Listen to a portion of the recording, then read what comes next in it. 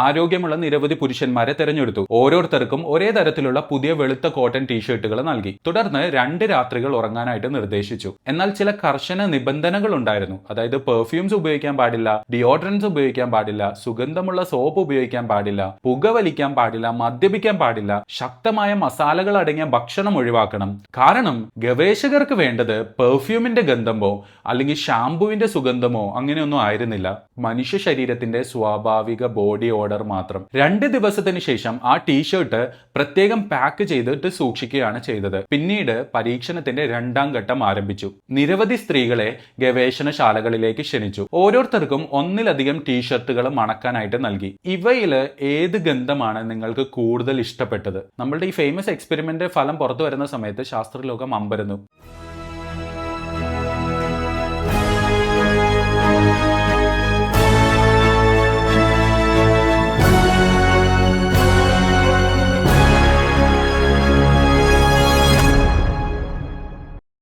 നിങ്ങളൊരു വലിയ ജനക്കൂട്ടത്തിനിടയിൽ നിൽക്കുകയാണ്. കുറേ ആൾക്കാരുണ്ട്. അതിൽ നിങ്ങൾ ഇതുവരെ കണ്ടിട്ടില്ലാത്ത ഒരു വ്യക്തിയെ നിങ്ങളുടെ മുന്നിലൂടെ കടന്നു പോവുകയാണ്. നിങ്ങൾ അദ്ദേഹത്തെ നോക്കുന്നു ആൻഡ് വെറും 2-3 സെക്കൻഡ് മാത്രമേ നോക്കുന്നുള്ളൂ. പക്ഷേ അതിനുശേഷം എക്സ്പ്ലെയിൻ പോലും ചെയ്യാൻ പറ്റാത്ത ഒരു വികാരം നിങ്ങളുടെ ഉള്ളിൽ ജനിക്കുകയാണ്. എന്തോ നിങ്ങൾക്ക് വല്ലാതെ അട്രാക്റ്റഡ് ആവാൻ തുടങ്ങുന്നു.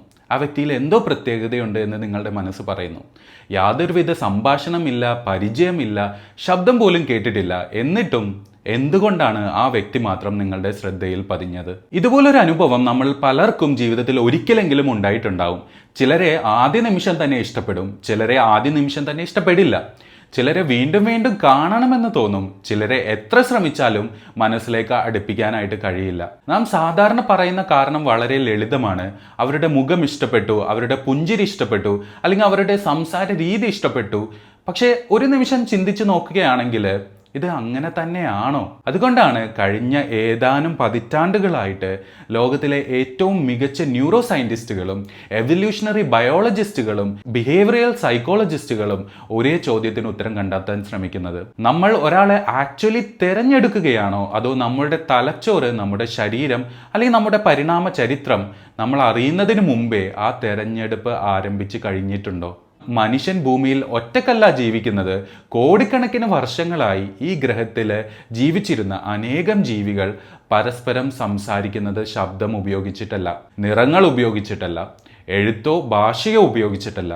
അവർ ആശയവിനിമയം നടത്തുന്നത് നമ്മുടെ കണ്ണുകൾക്ക് കാണാനോ ചെവികൾക്ക് കേൾക്കാനോ പലപ്പോഴും നമ്മുടെ മൂക്കിന് പോലും തിരിച്ചറിയാൻ കഴിയാത്ത അദൃശ്യമായ കെമിക്കൽ സിഗ്നൽസ് ഉപയോഗിച്ചിട്ടാണ്. ഒരു ചെറിയ ഉറുമ്പ് ഭക്ഷണം കണ്ടെത്തുമ്പോൾ അത് തൻ്റെ മുഴുവൻ കോളനിയെയും വിളിച്ചു വരുത്താൻ ഒരു ട്രെയിൽ സൃഷ്ടിക്കുകയാണ് ചെയ്യുന്നത്.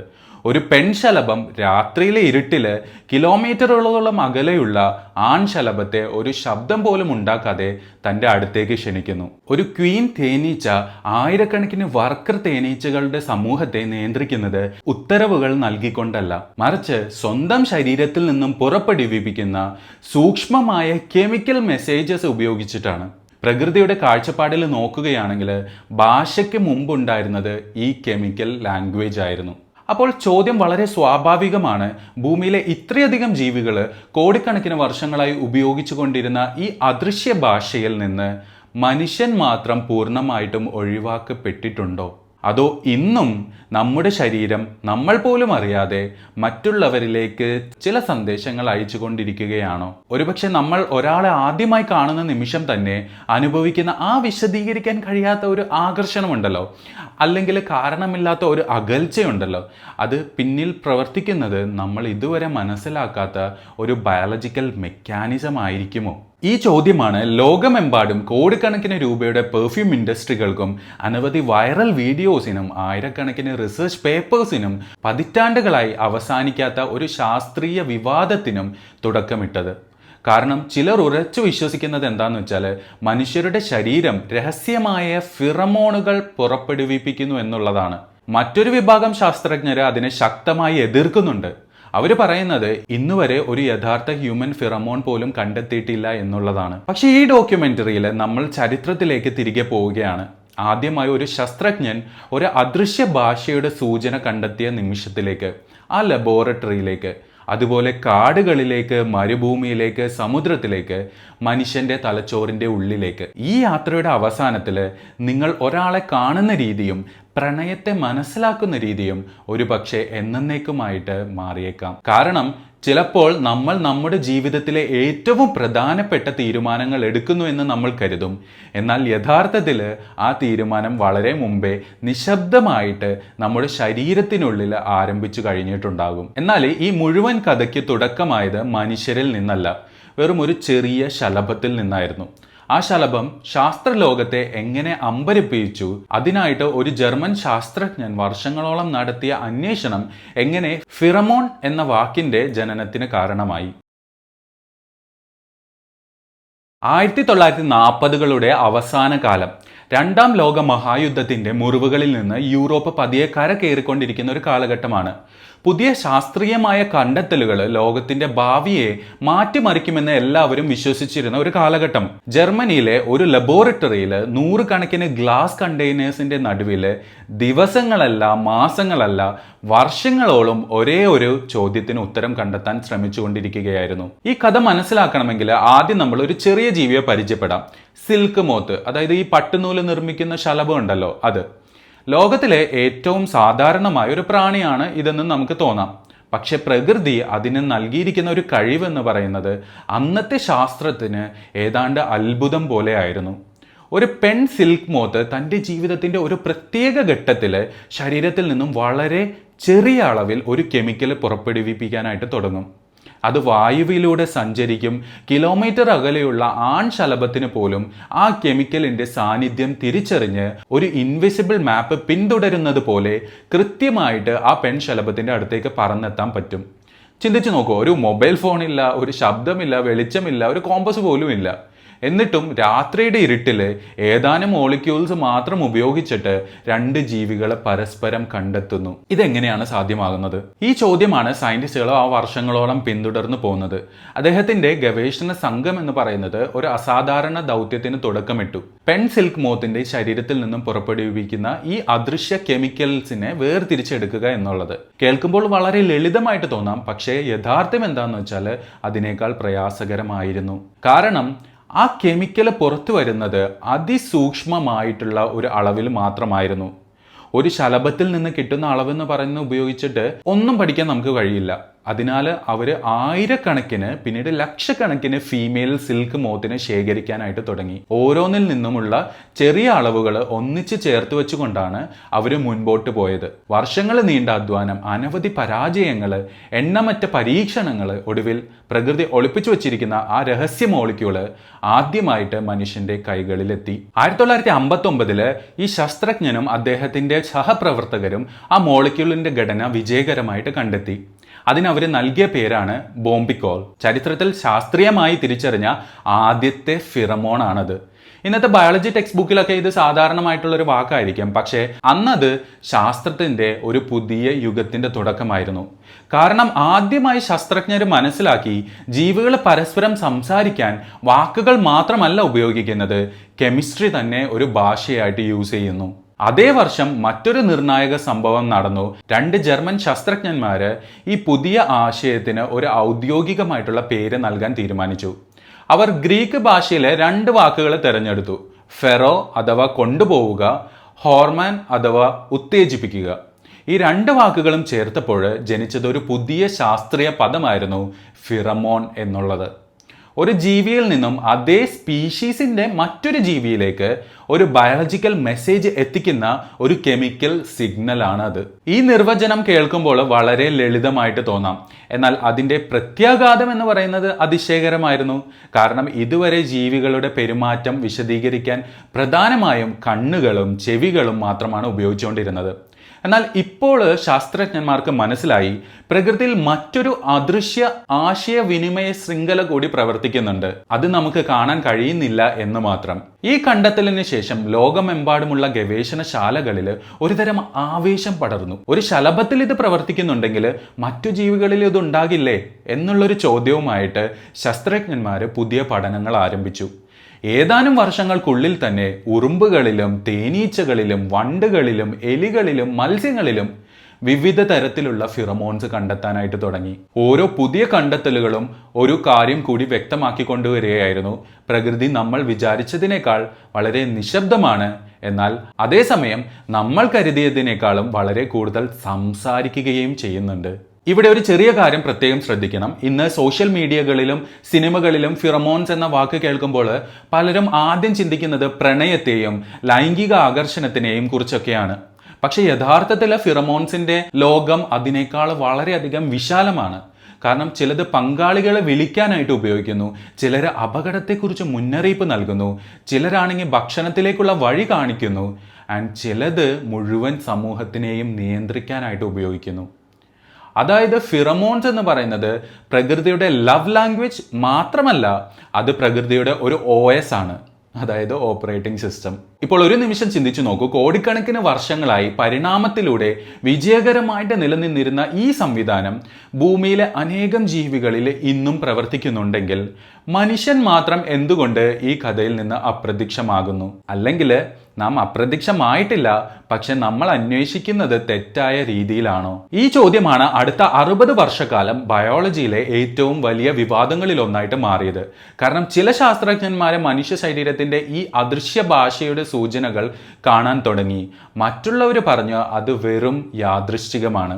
മനുഷ്യരുടെ ആകർഷണത്തെ വിശദീകരിക്കാൻ ഫിറമോൺസിന് കഴിയില്ല, അല്ലെങ്കിൽ ആവശ്യമില്ല എന്നാണ് അവർ പറഞ്ഞത്. രണ്ട് വിഭാഗവും ഇന്ന് ഗവേഷണം തുടർന്നുകൊണ്ടിരിക്കുകയാണ്. അതായത് നാം ഇന്ന് നിൽക്കുന്നത് സയൻസ് അവസാനിക്കുന്ന ആ ഒരു സ്ഥലത്തല്ല, ആ സയൻസ് സത്യം പറഞ്ഞാൽ ആരംഭിക്കുന്ന സ്ഥലത്താണ്. പക്ഷെ ഫിറമോൺസിനെ കുറിച്ച് സംസാരിക്കാൻ തുടങ്ങുന്നതിന് മുമ്പ് ഒരു വലിയ തെറ്റിദ്ധാരണ നമുക്ക് മാറ്റേണ്ടതായിട്ടുണ്ട്. നമ്മൾ പലപ്പോഴും ഫിറമോൺസ് എന്നത് പ്രണയവുമായി മാത്രം ബന്ധിപ്പിക്കുന്നു. എന്നാൽ പ്രകൃതിയിലെ ഏറ്റവും ശക്തമായിട്ടുള്ള ഫിറമോൺ സന്ദേശങ്ങൾ പ്രണയത്തെക്കുറിച്ചുള്ളതല്ല, അത് അതിജീവനത്തെക്കുറിച്ചിട്ടുള്ളതാണ്. അടുത്തതായിട്ട് ഉറുമ്പുകളുടെ സാമ്രാജ്യത്തിൽ നിന്ന് ആനകളിലേക്കും തേനീച്ചകളിലേക്കും സ്രാവുകളിലേക്കും ഭൂമിയിലെ ഏറ്റവും അത്ഭുതകരമായിട്ടുള്ള കെമിക്കൽ കമ്മ്യൂണിക്കേഷൻ സിസ്റ്റങ്ങളിലേക്ക് നമ്മൾ യാത്ര ചെയ്യാൻ പോവുകയാണ്. അവ കണ്ട ശേഷം മനുഷ്യ ശരീരത്തിനെ കുറിച്ചുള്ള ചോദ്യങ്ങളിലേക്ക് മടങ്ങി വരുമ്പോൾ ഈ ഒരു രഹസ്യം എന്തുകൊണ്ട് ഇത്ര സങ്കീർണമാണെന്ന് നിങ്ങൾക്ക് കൂടുതൽ വ്യക്തമായി മനസ്സിലാകും. ഇനി വളരെ ഇമ്പോർട്ടൻ്റ് ആയിട്ടുള്ള ഒരു കാര്യം എന്താണെന്ന് വെച്ചാൽ, എൻ്റെ ഈ കണ്ണ് പോലും വയ്യാതിരിക്കുന്ന സമയത്ത് ഞാൻ എടുക്കുന്ന വീഡിയോ ആണിത്. അതായത് നിങ്ങളൊന്ന് ലൈക്ക് ചെയ്ത് സപ്പോർട്ട് ചെയ്യുവാണെങ്കിൽ വളരെയധികം ഹെൽപ്ഫുൾ ആകും. ഒന്ന് ചിന്തിച്ചു നോക്കൂ, നാളെ രാവിലെ ലോകത്തിലെ എല്ലാ മനുഷ്യ ഭാഷകളും ഒരൊറ്റ നിമിഷത്തിൽ അപ്രതീക്ഷിതമായാൽ എന്ത് സംഭവിക്കും? മറ്റേ ഏതോ ഒരു സിനിമയിലുള്ള പോലെ ആരും സംസാരിക്കില്ല, ഒരു വാക്ക് പോലും ഉച്ചരിക്കില്ല, മൊബൈൽ ഫോണുകളാണെങ്കിൽ പ്രവർത്തിക്കില്ല, ഇൻ്റർനെറ്റ് ഇല്ല, സന്ദേശങ്ങളില്ല, ഉത്തരവുകളില്ല. ഏതാനും ദിവസങ്ങൾക്കുള്ളിൽ നമ്മളുടെ സമൂഹം പൂർണ്ണമായിട്ടും തകരാനായിട്ട് തുടങ്ങും. കാരണം മനുഷ്യ സഭ്യതയുടെ അടിത്തറ എന്ന് പറയുന്നത് തന്നെ ആശയവിനിമയമാണ്. എന്നാൽ അതിശയിപ്പിക്കുന്ന ഒരു കാര്യം എന്താ വെച്ചാൽ, ഭൂമിയിലെ ഭൂരിഭാഗം ജീവികളും ഇത്രയും കാലം ജീവിച്ചത് ഒരു വാക്ക് പോലും സംസാരിക്കാതെയാണ്. എന്നിട്ടും അവർ സമൂഹങ്ങൾ നിർമ്മിച്ചു, യുദ്ധങ്ങൾ നടത്തി, ഭക്ഷണം കണ്ടെത്തി, കുട്ടികളെ സംരക്ഷിച്ചു, കോടിക്കണക്കിന് വർഷങ്ങളായി വിജയകരമായിട്ട് പരിണമിച്ചു. അപ്പോൾ ചോദ്യം ഇതാണ്, അവർ എന്താണ് സംസാരിച്ചത്? ഈ ചോദ്യത്തിന് ഉത്തരം കണ്ടെത്തണമെങ്കിൽ നമ്മൾ ഒരു ഉറുമ്പിനെ നോക്കണം. അതിന്റെ തലച്ചോറിന്റെ വലിപ്പം എന്ന് പറയുന്നത് ഒരു മണൽ തരിയേക്കാൾ ചെറുത് മാത്രമാണ്. പക്ഷെ അതിന്റെ കോളനിയിൽ ലക്ഷക്കണക്കിന് ഉറുമ്പുകളുണ്ട്. അവിടെ ആരും ഒരു മാപ്പ് വരച്ചിട്ടില്ല, ആരും ഒരു GPS യൂസ് ചെയ്യുന്നുമില്ല, ആരും ഉത്തരവുകൾ വിളിച്ചു പറയുന്നുമില്ല. എന്നിട്ടും നമുക്കറിയാവുന്ന ഒരു കാര്യമാണ്, ഒരു ഉറുമ്പ് ഭക്ഷണം കണ്ടെത്തി കഴിഞ്ഞിട്ടുണ്ടെങ്കിൽ ഏതാനും മിനിറ്റുകൾക്കുള്ളിൽ കുറെ ഉറുമ്പുകൾ അതേ സ്ഥലത്ത് എത്തിച്ചേരും. ഇത് യാദൃശ്ചികമായി സംഭവിക്കുന്ന ഒരു കാര്യമല്ല, അതൊരു കൃത്യമായ കമ്മ്യൂണിക്കേഷൻ നെറ്റ്വർക്ക് ആണ്. അപ്പൊ ഈ ഭക്ഷണം കണ്ടെത്തിയ ആൻഡ് തിരികെ നടക്കുന്ന സമയത്ത് നിലത്ത് ഒരു അദൃശ്യ കെമിക്കൽ ട്രെയിൽ നിക്ഷേപിക്കാനായിട്ട് തുടങ്ങും. ഓരോ ചുവടിലും ചെറിയ അളവിലെ ഫിറമോൺസ്. അതിൻ്റെ പിന്നാലെ വരുന്ന ഉറുമ്പുകൾ ആ കെമിക്കൽ പാത്ത് വായിച്ചെടുക്കുന്നു, വീണ്ടും അതേ വഴിയിലൂടെ നടക്കുന്നു, കൂടുതൽ ഫിറമോൺസ് ചേർക്കുന്നു. അങ്ങനെ ഏതാനും മിനിറ്റുകൾക്കുള്ളിൽ ആ വഴി ഒരു കെമിക്കൽ ഹൈവേ ആയിട്ട് മാറുന്നു. ഏറ്റവും അത്ഭുതകരമായ ഒരു കാര്യം എന്താ വെച്ചാൽ, ഭക്ഷണം തീർന്നാൽ ആ പാതയും പതിയെ അപ്രതീക്ഷിതമാകാനായിട്ട് തുടങ്ങും. കാരണം ഫിറമോൺ മോളിക്യൂൾസ് സമയത്തിനനുസരിച്ച് തകരാൻ തുടങ്ങും. അതായത് പ്രകൃതി ഒരു ട്രാഫിക് മാനേജ്മെന്റ് സിസ്റ്റം പോലും കെമിക്കൽ സിഗ്നൽസ് വഴി നടത്തുന്നതാണ് നമ്മളിവിടെ കാണുന്നത്. എന്നാൽ ഉറുമ്പുകളുടെ ലോകം മാത്രമല്ല ഇത്ര അത്ഭുതകരമായിട്ടുള്ളത്. ഒരു തേനീച്ച കൂട്ടത്തെ നോക്കിക്കഴിഞ്ഞാൽ ആയിരക്കണക്കിന് വർക്കർ ബീസ് ഉണ്ട് അവിടെ, 100 കണക്കിന് ഡ്രോൺ ബീസ് ഉണ്ട്, അതായത് മെയിൽസ്. പക്ഷെ മുഴുവൻ സമൂഹത്തിൻ്റെയും കേന്ദ്രമായിട്ട് ഒരൊറ്റ ക്വീൻ ബീ ആണ് ഉള്ളത്. അവള് ആരെയും വിളിച്ച് യോഗം ചേർക്കുന്നില്ല, നിയമങ്ങൾ എഴുതി വെക്കുന്നില്ല, എന്നിട്ടും മുഴുവൻ കോളനി അവളുടെ സാന്നിധ്യത്തിൽ കൃത്യമായിട്ട് പ്രവർത്തിക്കുന്നു. കാരണം അവളുടെ ശരീരത്തിൽ നിന്ന് നിരന്തരം പുറത്തു വരുന്ന ക്വീൻ ഫിറമോൺസ് ഉണ്ടല്ലോ, അത് തൊഴിലാളി തേനീച്ചകളുടെ ശരീരത്തെയും പെരുമാറ്റത്തെയും സ്വാധീനിക്കുന്നുണ്ട്. പുതിയ രാജ്ഞിയെ വളർത്തണോ, കോളനി എപ്പോഴും വിഭജിക്കണം, സാമൂഹിക ഐക്യം എങ്ങനെ നിലനിർത്തണം, ഇതെല്ലാം ഈ അദൃശ്യ കെമിക്കൽ മെസ്സേജസ് ആയിട്ട് നിയന്ത്രിക്കുന്നു. ഒരു സാമ്രാജ്യം, ഒരു രാജ്ഞി, പക്ഷേ ഉത്തരവുകളൊന്നുമില്ല, ഒരു കെമിസ്ട്രി മാത്രം. ഇനി നമുക്ക് ആഫ്രിക്കൻ പുൽമേടുകളിലേക്ക് പോവാം. അവിടെ നിൽക്കുന്ന ഒരു ആണാനയെ ശ്രദ്ധിക്കൂ. വർഷത്തിൽ ഒരു പ്രത്യേക സമയത്ത് അതൊരു മസ്ത് എന്നറിയപ്പെടുന്ന ഒരു അവസ്ഥയിലേക്ക് കടക്കും. അതായത് മതപ്പാട് എന്നൊക്കെ നമ്മൾ പറയില്ലേ. ആ സമയത്ത് അതിൻ്റെ ശരീരത്തിലെ ഹോർമോൺസ് വലിയ തോതിൽ മാറാനായിട്ട് തുടങ്ങും. അതോടൊപ്പം ചില പ്രത്യേക കെമിക്കൽ കോമ്പൗണ്ട്സ് പുറത്തുവിടുകയും ചെയ്യും. ഈ സിഗ്നൽസ് സമീപത്തുള്ള ആനകളുടെ പെരുമാറ്റത്തെ സ്വാധീനിക്കും, എതിരാളികളിൽ കൂടുതൽ ജാഗ്രതയോടുകൂടി പെരുമാറാനായിട്ട് കാരണമാകും. പെൺ ആനകൾ ആ മാറ്റം തിരിച്ചറിയും. ഇവിടെ ശ്രദ്ധിക്കേണ്ട ഒരു കാര്യം എന്ന് വെച്ചാൽ ഇതൊരു ലവ് പോഷൻ ഒന്നുമല്ല, മറിച്ച് ശരീരത്തിൽ നിലനിൽക്കുന്ന അവസ്ഥയെക്കുറിച്ചുള്ള ഒരു ബയോളജിക്കൽ അനൗൺസ്മെന്റ് ആണ്. പാമ്പുകളുടെ ലോകം ഇതിലും വിചിത്രമാണ്. നിങ്ങൾ പലപ്പോഴും പാമ്പ് നാവ് ഇങ്ങനെ പുറത്തേക്കും അകത്തേക്കും വേഗത്തിൽ ചലിപ്പിക്കുന്നത് കണ്ടിട്ടുണ്ടാവും.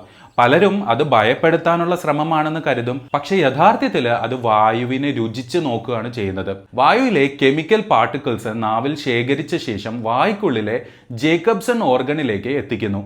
അതുവഴി ഇര എവിടെയാണ്, മറ്റൊരു പാമ്പ് എവിടെ ഉണ്ടായിരുന്നോ, അതോ പ്രജനന സമയമാണോ ഇത് എന്നിങ്ങനെ നിരവധി വിവരങ്ങൾ അത് ശേഖരിക്കാനായിട്ട് തുടങ്ങുന്നു.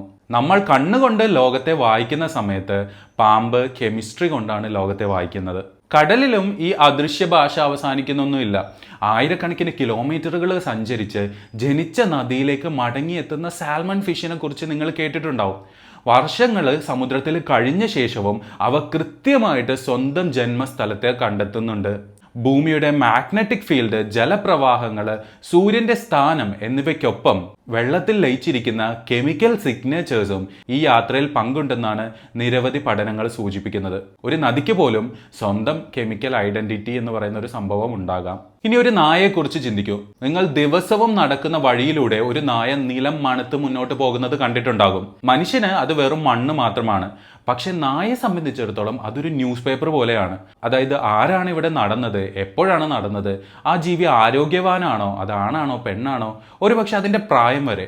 ഈ വിവരങ്ങളിൽ പലതും കെമിക്കൽ സിഗ്നൽസ് വഴിയാണ് ലഭിക്കുന്നത്. അതുകൊണ്ടാണ് ഒരു പട്ടിയുടെ ലോകം എന്ന് പറയുന്നത് നമ്മുടെ ലോകത്തേക്കാൾ 10 മടങ്ങ് സമ്പന്നമായ ഒരു സ്മെൽ യൂണിവേഴ്സ് ആയിട്ട് ആയിരിക്കുന്നത്. പ്രകൃതിയിലെ ഓരോ ഉദാഹരണവും ഒരു കാര്യം പറയുന്നു. ഫിറമോൺസ് എന്ന് പറയുന്നത് ഒരു അപൂർവ പ്രതിഭാസമൊന്നുമല്ല. അവ ജീവന്റെ അടിസ്ഥാന ഭാഷകളിലൊന്നാണ്. അതുകൊണ്ട് തന്നെയാണ് എവല്യൂഷൻ അവയെ കോടിക്കണക്കിന് വർഷങ്ങളായിട്ട് സംരക്ഷിച്ചു പോകുന്നത്. കാരണം അതിജീവനത്തിനും പ്രജനനത്തിനും സാമൂഹിക ജീവിതത്തിനും അവ അത്യന്താപേക്ഷിതമായിരുന്നു. പക്ഷെ ഇവിടെ നിന്നാണ് ഏറ്റവും വലിയ രഹസ്യം ആരംഭിക്കുന്നത്. ഇത്ര വ്യാപകമായി കാണപ്പെടുന്ന ഈ കെമിക്കൽ കമ്മ്യൂണിക്കേഷൻ സിസ്റ്റത്തിനെ കുറിച്ച് പഠിച്ച ശാസ്ത്രജ്ഞര് 20-ാം നൂറ്റാണ്ടിന്റെ മധ്യത്തിൽ ഒരു ധൈര്യമുള്ള ചോദ്യം ചോദിച്ചു. മനുഷ്യനും ഒരു മാമൽ തന്നെയല്ലേ? എന്നാൽ നമ്മളിലും ഇതിൻ്റെ എന്തെങ്കിലും ഒരു അവശിഷ്ടങ്ങൾ ഉണ്ടാകേണ്ടതല്ലേ? ഈ ചോദ്യം ഉയർന്ന നിമിഷം മുതൽ മനുഷ്യ ശരീരത്തിലെ ഏറ്റവും ചെറിയ ഒരു ഘടന ലോകത്തിലെ ഏറ്റവും വലിയ ശാസ്ത്രീയ വിവാദങ്ങളിൽ ഒന്നായിട്ട് മാറാനായിട്ട് തുടങ്ങി. അതിന്റെ പേര് വൊമറോ നേസൽ ഓർഗൻ. ഇന്ന് പോലും ചില വെബ്സൈറ്റുകളും യൂട്യൂബ് വീഡിയോയിലൊക്കെ ഉറപ്പോടെ പറയുന്ന ഒരു കാര്യം എന്ന് വെച്ചാൽ മനുഷ്യർക്കും ഫിറമോൺസും ഉണ്ട്, ഫിറമോണൽ ഓർഗൻസ് ഉണ്ട് എന്നൊക്കെയാണ്. മറ്റു ചിലർ അത് ആത്മവിശ്വാസത്തോടെ പറയുകയാണ് ചെയ്യുന്നത് അത് പൂർണ്ണമായും അസത്യമാണെന്നുള്ളത്. പക്ഷേ ഈ രണ്ട് വാദങ്ങളിൽ ഏതാണ് ശരി? അതായത് ഫിറമോൺസ് ഉണ്ടോ, ഫിറമോൺസ് ഇല്ലയോ? ഈ അവയവം യഥാർത്ഥത്തിൽ എന്താണുള്ളത്? എന്തുകൊണ്ടാണ് അതിനെക്കുറിച്ച് ഇത്രയധികം അഭിപ്രായ വ്യത്യാസങ്ങൾ? ഇതിൻ്റെയൊക്കെ ഉത്തരം അറിയാനായിട്ട് നമ്മൾ ഇനി മനുഷ്യന്റെ മൂക്കിനുള്ളിലേക്ക് നമ്മൾ യാത്ര ചെയ്യാൻ പോവുകയാണ്. അവിടെയാണ് ഒരു കഥ അപ്രതീക്ഷിതമായ ഒരു വഴിത്തിരിവിലേക്ക് കടക്കുന്നത്. ഒരു ചെറിയ അവയവം, ഏതാനും മില്ലിമീറ്റർ മാത്രം വലിപ്പമുള്ളത്, പക്ഷെ അത് പ്രവർത്തിക്കുന്നുണ്ടോ ഇല്ലയോ എന്ന ചോദ്യത്തിന് ഉത്തരം കിട്ടിയാൽ മനുഷ്യന്റെ പ്രണയത്തെക്കുറിച്ചും ആകർഷണത്തെക്കുറിച്ചും നമ്മൾ വിശ്വസിച്ചിരുന്ന പല കാര്യങ്ങളും മാറിപ്പോകാൻ സാധ്യതയുണ്ട്. ഒരു നിമിഷം സങ്കല്പിച്ചു നോക്കൂ, നിങ്ങളുടെ ശരീരത്തിനുള്ളിൽ ഒരു ചെറിയ അവയവം ഒളിഞ്ഞിരിക്കുകയാണ്. നിങ്ങൾ അത് ഒരിക്കലും ശ്രദ്ധിച്ചിട്ടില്ല. ഡോക്ടർമാർ പോലും സാധാരണ പരിശോധനകളിൽ അതിനെക്കുറിച്ച് സംസാരിക്കാറേയില്ല. പക്ഷേ അത് ശരിക്കും പ്രവർത്തിക്കുന്നുണ്ടെങ്കിൽ നിങ്ങൾ ഇതുവരെ വിശ്വസിച്ചിരുന്ന മനുഷ്യ ബന്ധങ്ങളെക്കുറിച്ചുള്ള പല ധാരണകളും മാറിപ്പോകാനായിട്ട് ചാൻസ് ഉണ്ട്. കാരണം അത് നിങ്ങളുടെ ശരീരത്തിൻ്റെ മറ്റൊരു മനുഷ്യൻ പുറപ്പെടുവിപ്പിക്കുന്ന അദൃശ്യ കെമിക്കൽ സിഗ്നൽസ് തിരിച്ചറിയാൻ കഴിയുന്ന ഒരു പ്രത്യേക സെൻസറായിട്ട് വർക്ക് ചെയ്യുന്നുണ്ടാകാം. കേൾക്കുമ്പോൾ അത് ശരിയായിട്ടൊന്നും തോന്നില്ലായിരിക്കും, പക്ഷേ ഇത് തന്നെയാണ് വൊമറോ നെയ്സൽ ഓർഗൻ എന്ന ചെറിയ ഘടനയെ ചുറ്റിപ്പറ്റിയുള്ള പതിറ്റാണ്ടുകളായിട്ട് ശാസ്ത്രീയ വിവാദത്തിന്റെ കോർ എന്ന് പറഞ്ഞിട്ടുണ്ടെങ്കിൽ. ഈ കഥ തുടങ്ങുന്നത് 11ാം നൂറ്റാണ്ടിന്റെ തുടക്കത്തിലാണ്. 1813 ഡാനിഷ് ശാസ്ത്രീയ വിദഗ്ധനായ ലെവിൻ ജേക്കബ്സൺ ചില സസ്തനികളുടെയും പാമ്പുകളുടെയും തലയോട്ടി പതിക്കുമ്പോൾ മൂക്കിന്റെ അടിഭാഗത്ത് ഒരു ചെറിയ ട്യൂബുലാർ സ്ട്രക്ചർ കണ്ടെത്താനായിട്ട് കാരണമായി. പിന്നീട് അദ്ദേഹത്തിന്റെ പേരിൽ അത് ജേക്കബ്സൺ ഓർഗൻ എന്ന് അറിയപ്പെട്ടു. ആദ്യകാലത്ത് അതിന്റെ യഥാർത്ഥ ജോലി ആർക്കും വ്യക്തമായിട്ടൊന്നും അറിയില്ലായിരുന്നു. പക്ഷെ പിന്നീട് നടത്തിയ ഗവേഷണങ്ങൾ ജീവശാസ്ത്ര ലോകത്തെ അമ്പരിപ്പിക്കാനായിട്ട് കാരണമായി. കാരണം എലികൾ, പൂച്ചകൾ, പാമ്പുകൾ, പല്ലികൾ തുടങ്ങി നിരവധി ജീവികളിൽ ഈ ചെറിയ അവയവം സാധാരണ മണങ്ങളെ തിരിച്ചറിയുന്ന ഓൾഫാക്ടറി സിസ്റ്റത്തിൽ നിന്നും വ്യത്യസ്തമായ ഒരു പ്രത്യേക കെമിക്കൽ ഡിറ്റക്ഷൻ സിസ്റ്റമായിട്ട് മാറി. അതിനു വേണ്ടിയിട്ടുള്ള തെളിവുകൾ ലഭിച്ചു. ഉദാഹരണത്തിന്, ഒരു പാമ്പ് വായുവിലേക്ക് നാക്ക് നീട്ടുമ്പോൾ അത് വെറുതെ വായു മണക്കുകയോ മാത്രമല്ല, അത് വായുവിൽ ഒഴുകി നടക്കുന്ന കെമിക്കൽ പാർട്ടിക്കിൾസിനെ ശേഖരിക്കുകയാണ് ചെയ്യുന്നത്. പിന്നീട് ആ നാവ് അകത്തേക്ക് മടങ്ങുന്ന സമയത്ത് ആ പാർട്ടിക്കിൾ നേരിട്ട് ഈ ജേക്കബ്സൺ ഓർഗനിലേക്ക് എത്തുകയാണ് ചെയ്യുന്നത്. അവിടെ നിന്നും പ്രത്യേക നെർവ് പാത്വേസ് വഴി വിവരങ്ങൾ തലച്ചോറിലേക്ക് കൈമാറപ്പെടുന്നു. അതിൻ്റെ ഫലമായിട്ട് ഇര എത്ര ദൂരെയാണ്, മറ്റൊരു പാമ്പ് ഇവിടെ വന്നിട്ടുണ്ടോ എന്നിങ്ങനെയുള്ള നിരവധി വിവരങ്ങൾ ഏതാനും നിമിഷങ്ങൾക്കുള്ളിൽ പ്രോസസ്സ് ചെയ്യപ്പെടുന്നു. എലികളിൽ നടത്തിയ പരീക്ഷണം ഇതിലും അതിശയകരമായിരുന്നു. വൊമറോ നെയ്സൽ ഓർഗൻ പ്രവർത്തനരഹിതമാക്കിയ എലികളിൽ സാമൂഹിക പെരുമാറ്റത്തിൽ വ്യക്തമായ മാറ്റങ്ങൾ കണ്ടുപിടിക്കാനായിട്ട് കാരണമായി. ചിലപ്പോൾ പങ്കാളികളെ തിരിച്ചറിയാനുള്ള കഴിവ് പോലും കുറയുന്നതായിട്ട് കണ്ടുപിടിച്ചു. ചിലപ്പോൾ അക്രമ സ്വഭാവം മാറുകയും ചിലപ്പോൾ പ്രജനനവുമായി ബന്ധപ്പെട്ട പ്രതികരണങ്ങൾ വ്യത്യസ്തമാവുകയും ചെയ്തു. അതായത് പല മാമൽസും ഈ ചെറിയ അവയവം ഒരു അധിക മൂക്ക് മാത്രമല്ല, സാമൂഹിക ജീവിതത്തിന്റെ ഒരു പ്രധാനപ്പെട്ട ബയോളജിക്കൽ സെൻസർ തന്നെ ആയിരുന്നു. ഇതുവരെ കഥ വളരെ വ്യക്തമാണ്, പക്ഷേ യഥാർത്ഥ വിവാദം ഇപ്പോഴാണ് ആരംഭിക്കുന്നത്. കാരണം ശാസ്ത്രജ്ഞന്മാര് മനുഷ്യ ഭ്രൂണങ്ങളെ പഠിച്ച സമയത്ത് ഒരു അത്ഭുതകരമായിട്ടുള്ള ഒരു കാര്യം ശ്രദ്ധിച്ചു. അതായത് ഈ ഗർഭാവസ്ഥയിലൂടെ ആദ്യഘട്ടങ്ങളിലുണ്ടല്ലോ, മനുഷ്യ ഭ്രൂണത്തിലും വൊമറോ നെയ്സൽ ഓർഗനോട് സാമ്യമുള്ള ഒരു ചെറിയ ഘടന രൂപപ്പെടുന്നുണ്ട്. ഇത് കണ്ടപ്പോൾ പലരും ആവേശത്തിലായി. അപ്പോൾ മനുഷ്യതിനതുണ്ടോ എന്നുള്ളൊരു ക്വസ്റ്റ്യൻ. പക്ഷെ കഥ അത്ര ലളിതമൊന്നും ആയിരുന്നില്ല. കാരണം ജനനത്തിന് ശേഷം വളർച്ചയുടെ വിവിധ ഘട്ടങ്ങളിൽ നടത്തിയ പഠനങ്ങൾ കാണിച്ചത് മനുഷ്യരിൽ ഈ ഘടന പലപ്പോഴും വളരെ ചെറുതായി മാത്രമേ നിലനിന്നിരുന്നു എന്നുള്ളതാണ്. ചിലരിൽ അത് ചെറിയ ഒരു പിറ്റ് പോലെ, ഒരു കുഴി പോലെ കാണപ്പെടുന്നുണ്ട്. ചിലരിൽ വ്യക്തമായിട്ട് കണ്ടെത്താൻ പോലും ബുദ്ധിമുട്ടാണ്. ഏറ്റവും പ്രധാനമായിട്ട് അത് മറ്റു മാമൽസിൽ കാണുന്നത് പോലെ പ്രവർത്തിക്കുന്നുവെന്ന് തെളിയിക്കുന്ന ശക്തമായ നെർവ് കണക്ഷൻസ് കൂടുതലായും കണ്ടെത്താനായിട്ടില്ല എന്നുള്ളതാണ്. അതായത് ബ്രെയിനിലേക്ക് അതിന് കണക്ഷൻസ് ഒന്നും ഇല്ല. അപ്പോൾ ഈ ഘടന ശരീരത്തിൽ കാണപ്പെടുന്നു എന്ന് മാത്രമാണ്, അത് പ്രവർത്തിക്കുന്നു എന്നുള്ളതിന് വ്യക്തമായ തെളിവ് ഇതുവരെ കണ്ടുപിടിച്ചിട്ടില്ല. ഇവിടെയാണ് ജനറ്റിക്സ് ഈ കഥയിൽ പ്രവേശിക്കുന്നത്. ജീവികളുടെ ശരീരത്തിൽ ഒരു അവയവം പ്രവർത്തിക്കണമെങ്കിൽ അതിലെ റിസപ്റ്റർ പ്രോട്ടീൻസ് എന്ന് പറയുന്നത് നിർമ്മിക്കാൻ ആവശ്യമായ ജീൻസ് സജീവമായിട്ടുണ്ടാവണം. പല മാമൽസിലും വൊമറോ നെയ്സൽ റിസപ്റ്റർ ജീൻസ് സജീവമായിട്ട് പ്രവർത്തിക്കുന്നുണ്ട്. പക്ഷെ മനുഷ്യരുടെ കേസിൽ അവയിൽ ഭൂരിഭാഗവും സ്യൂഡോ ജീൻസ് ആയിട്ടാണ് മാറിക്കൊണ്ടിരിക്കുന്നത്. അതായത് ഒരിക്കൽ പ്രവർത്തിച്ചിരുന്ന ജീൻസ് പരിണാമത്തിനിടയിൽ ക്രമേണ തന്റെ യഥാർത്ഥ ജോലി നഷ്ടപ്പെടുത്തുകയാണ് ചെയ്തത്.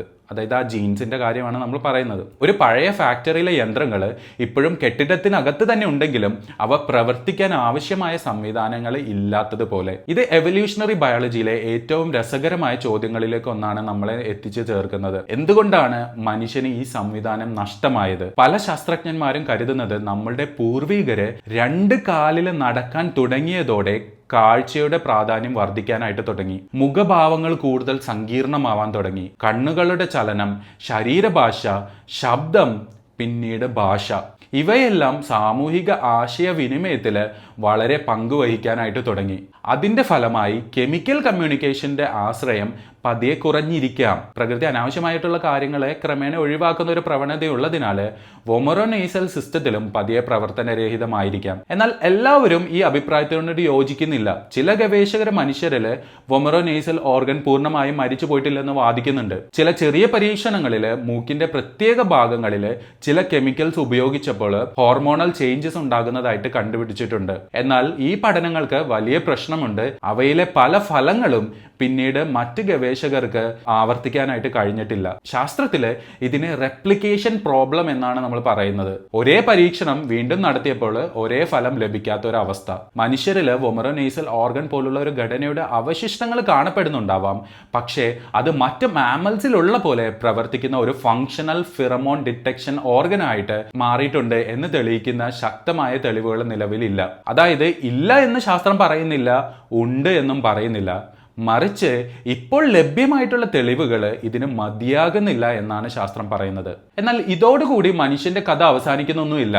കാരണം ഒരു പക്ഷെ നമ്മൾ തെറ്റായ സ്ഥലത്തേക്കാണ് നോക്കിക്കൊണ്ടിരിക്കുന്നതെങ്കിലോ, മനുഷ്യർക്ക് ഫിറമോൺസ് തിരിച്ചറിയാൻ ഈ വൊമറോനേസൽ ഓർഗൻ ആവശ്യമില്ലെങ്കിലോ, നമ്മുടെ സാധാരണ ഓൾഫാക്ടറി സിസ്റ്റം തന്നെ ചില സൂക്ഷ്മ കെമിക്കൽ സിഗ്നൽസ് തിരിച്ചറിയുന്നുണ്ടെങ്കിൽ ഈ സാധ്യതയാണ് പിന്നീട് ലോകത്തിലെ ഏറ്റവും പ്രശസ്തമായ ഒരു പരീക്ഷണത്തിന് വഴിവെച്ചത്. ഒരു സാധാരണ കോട്ടൺ ടീഷർട്ട് ഉപയോഗിച്ചിട്ട് നടത്തിയ പരീക്ഷണം റിലേഷൻഷിപ്പ് സയൻസിന്റെ ചരിത്രത്തിൽ ഇന്ന് ഏറ്റവും ചർച്ച ചെയ്യപ്പെടുന്ന ഒരു പഠനങ്ങളിൽ ഒന്നാണ്.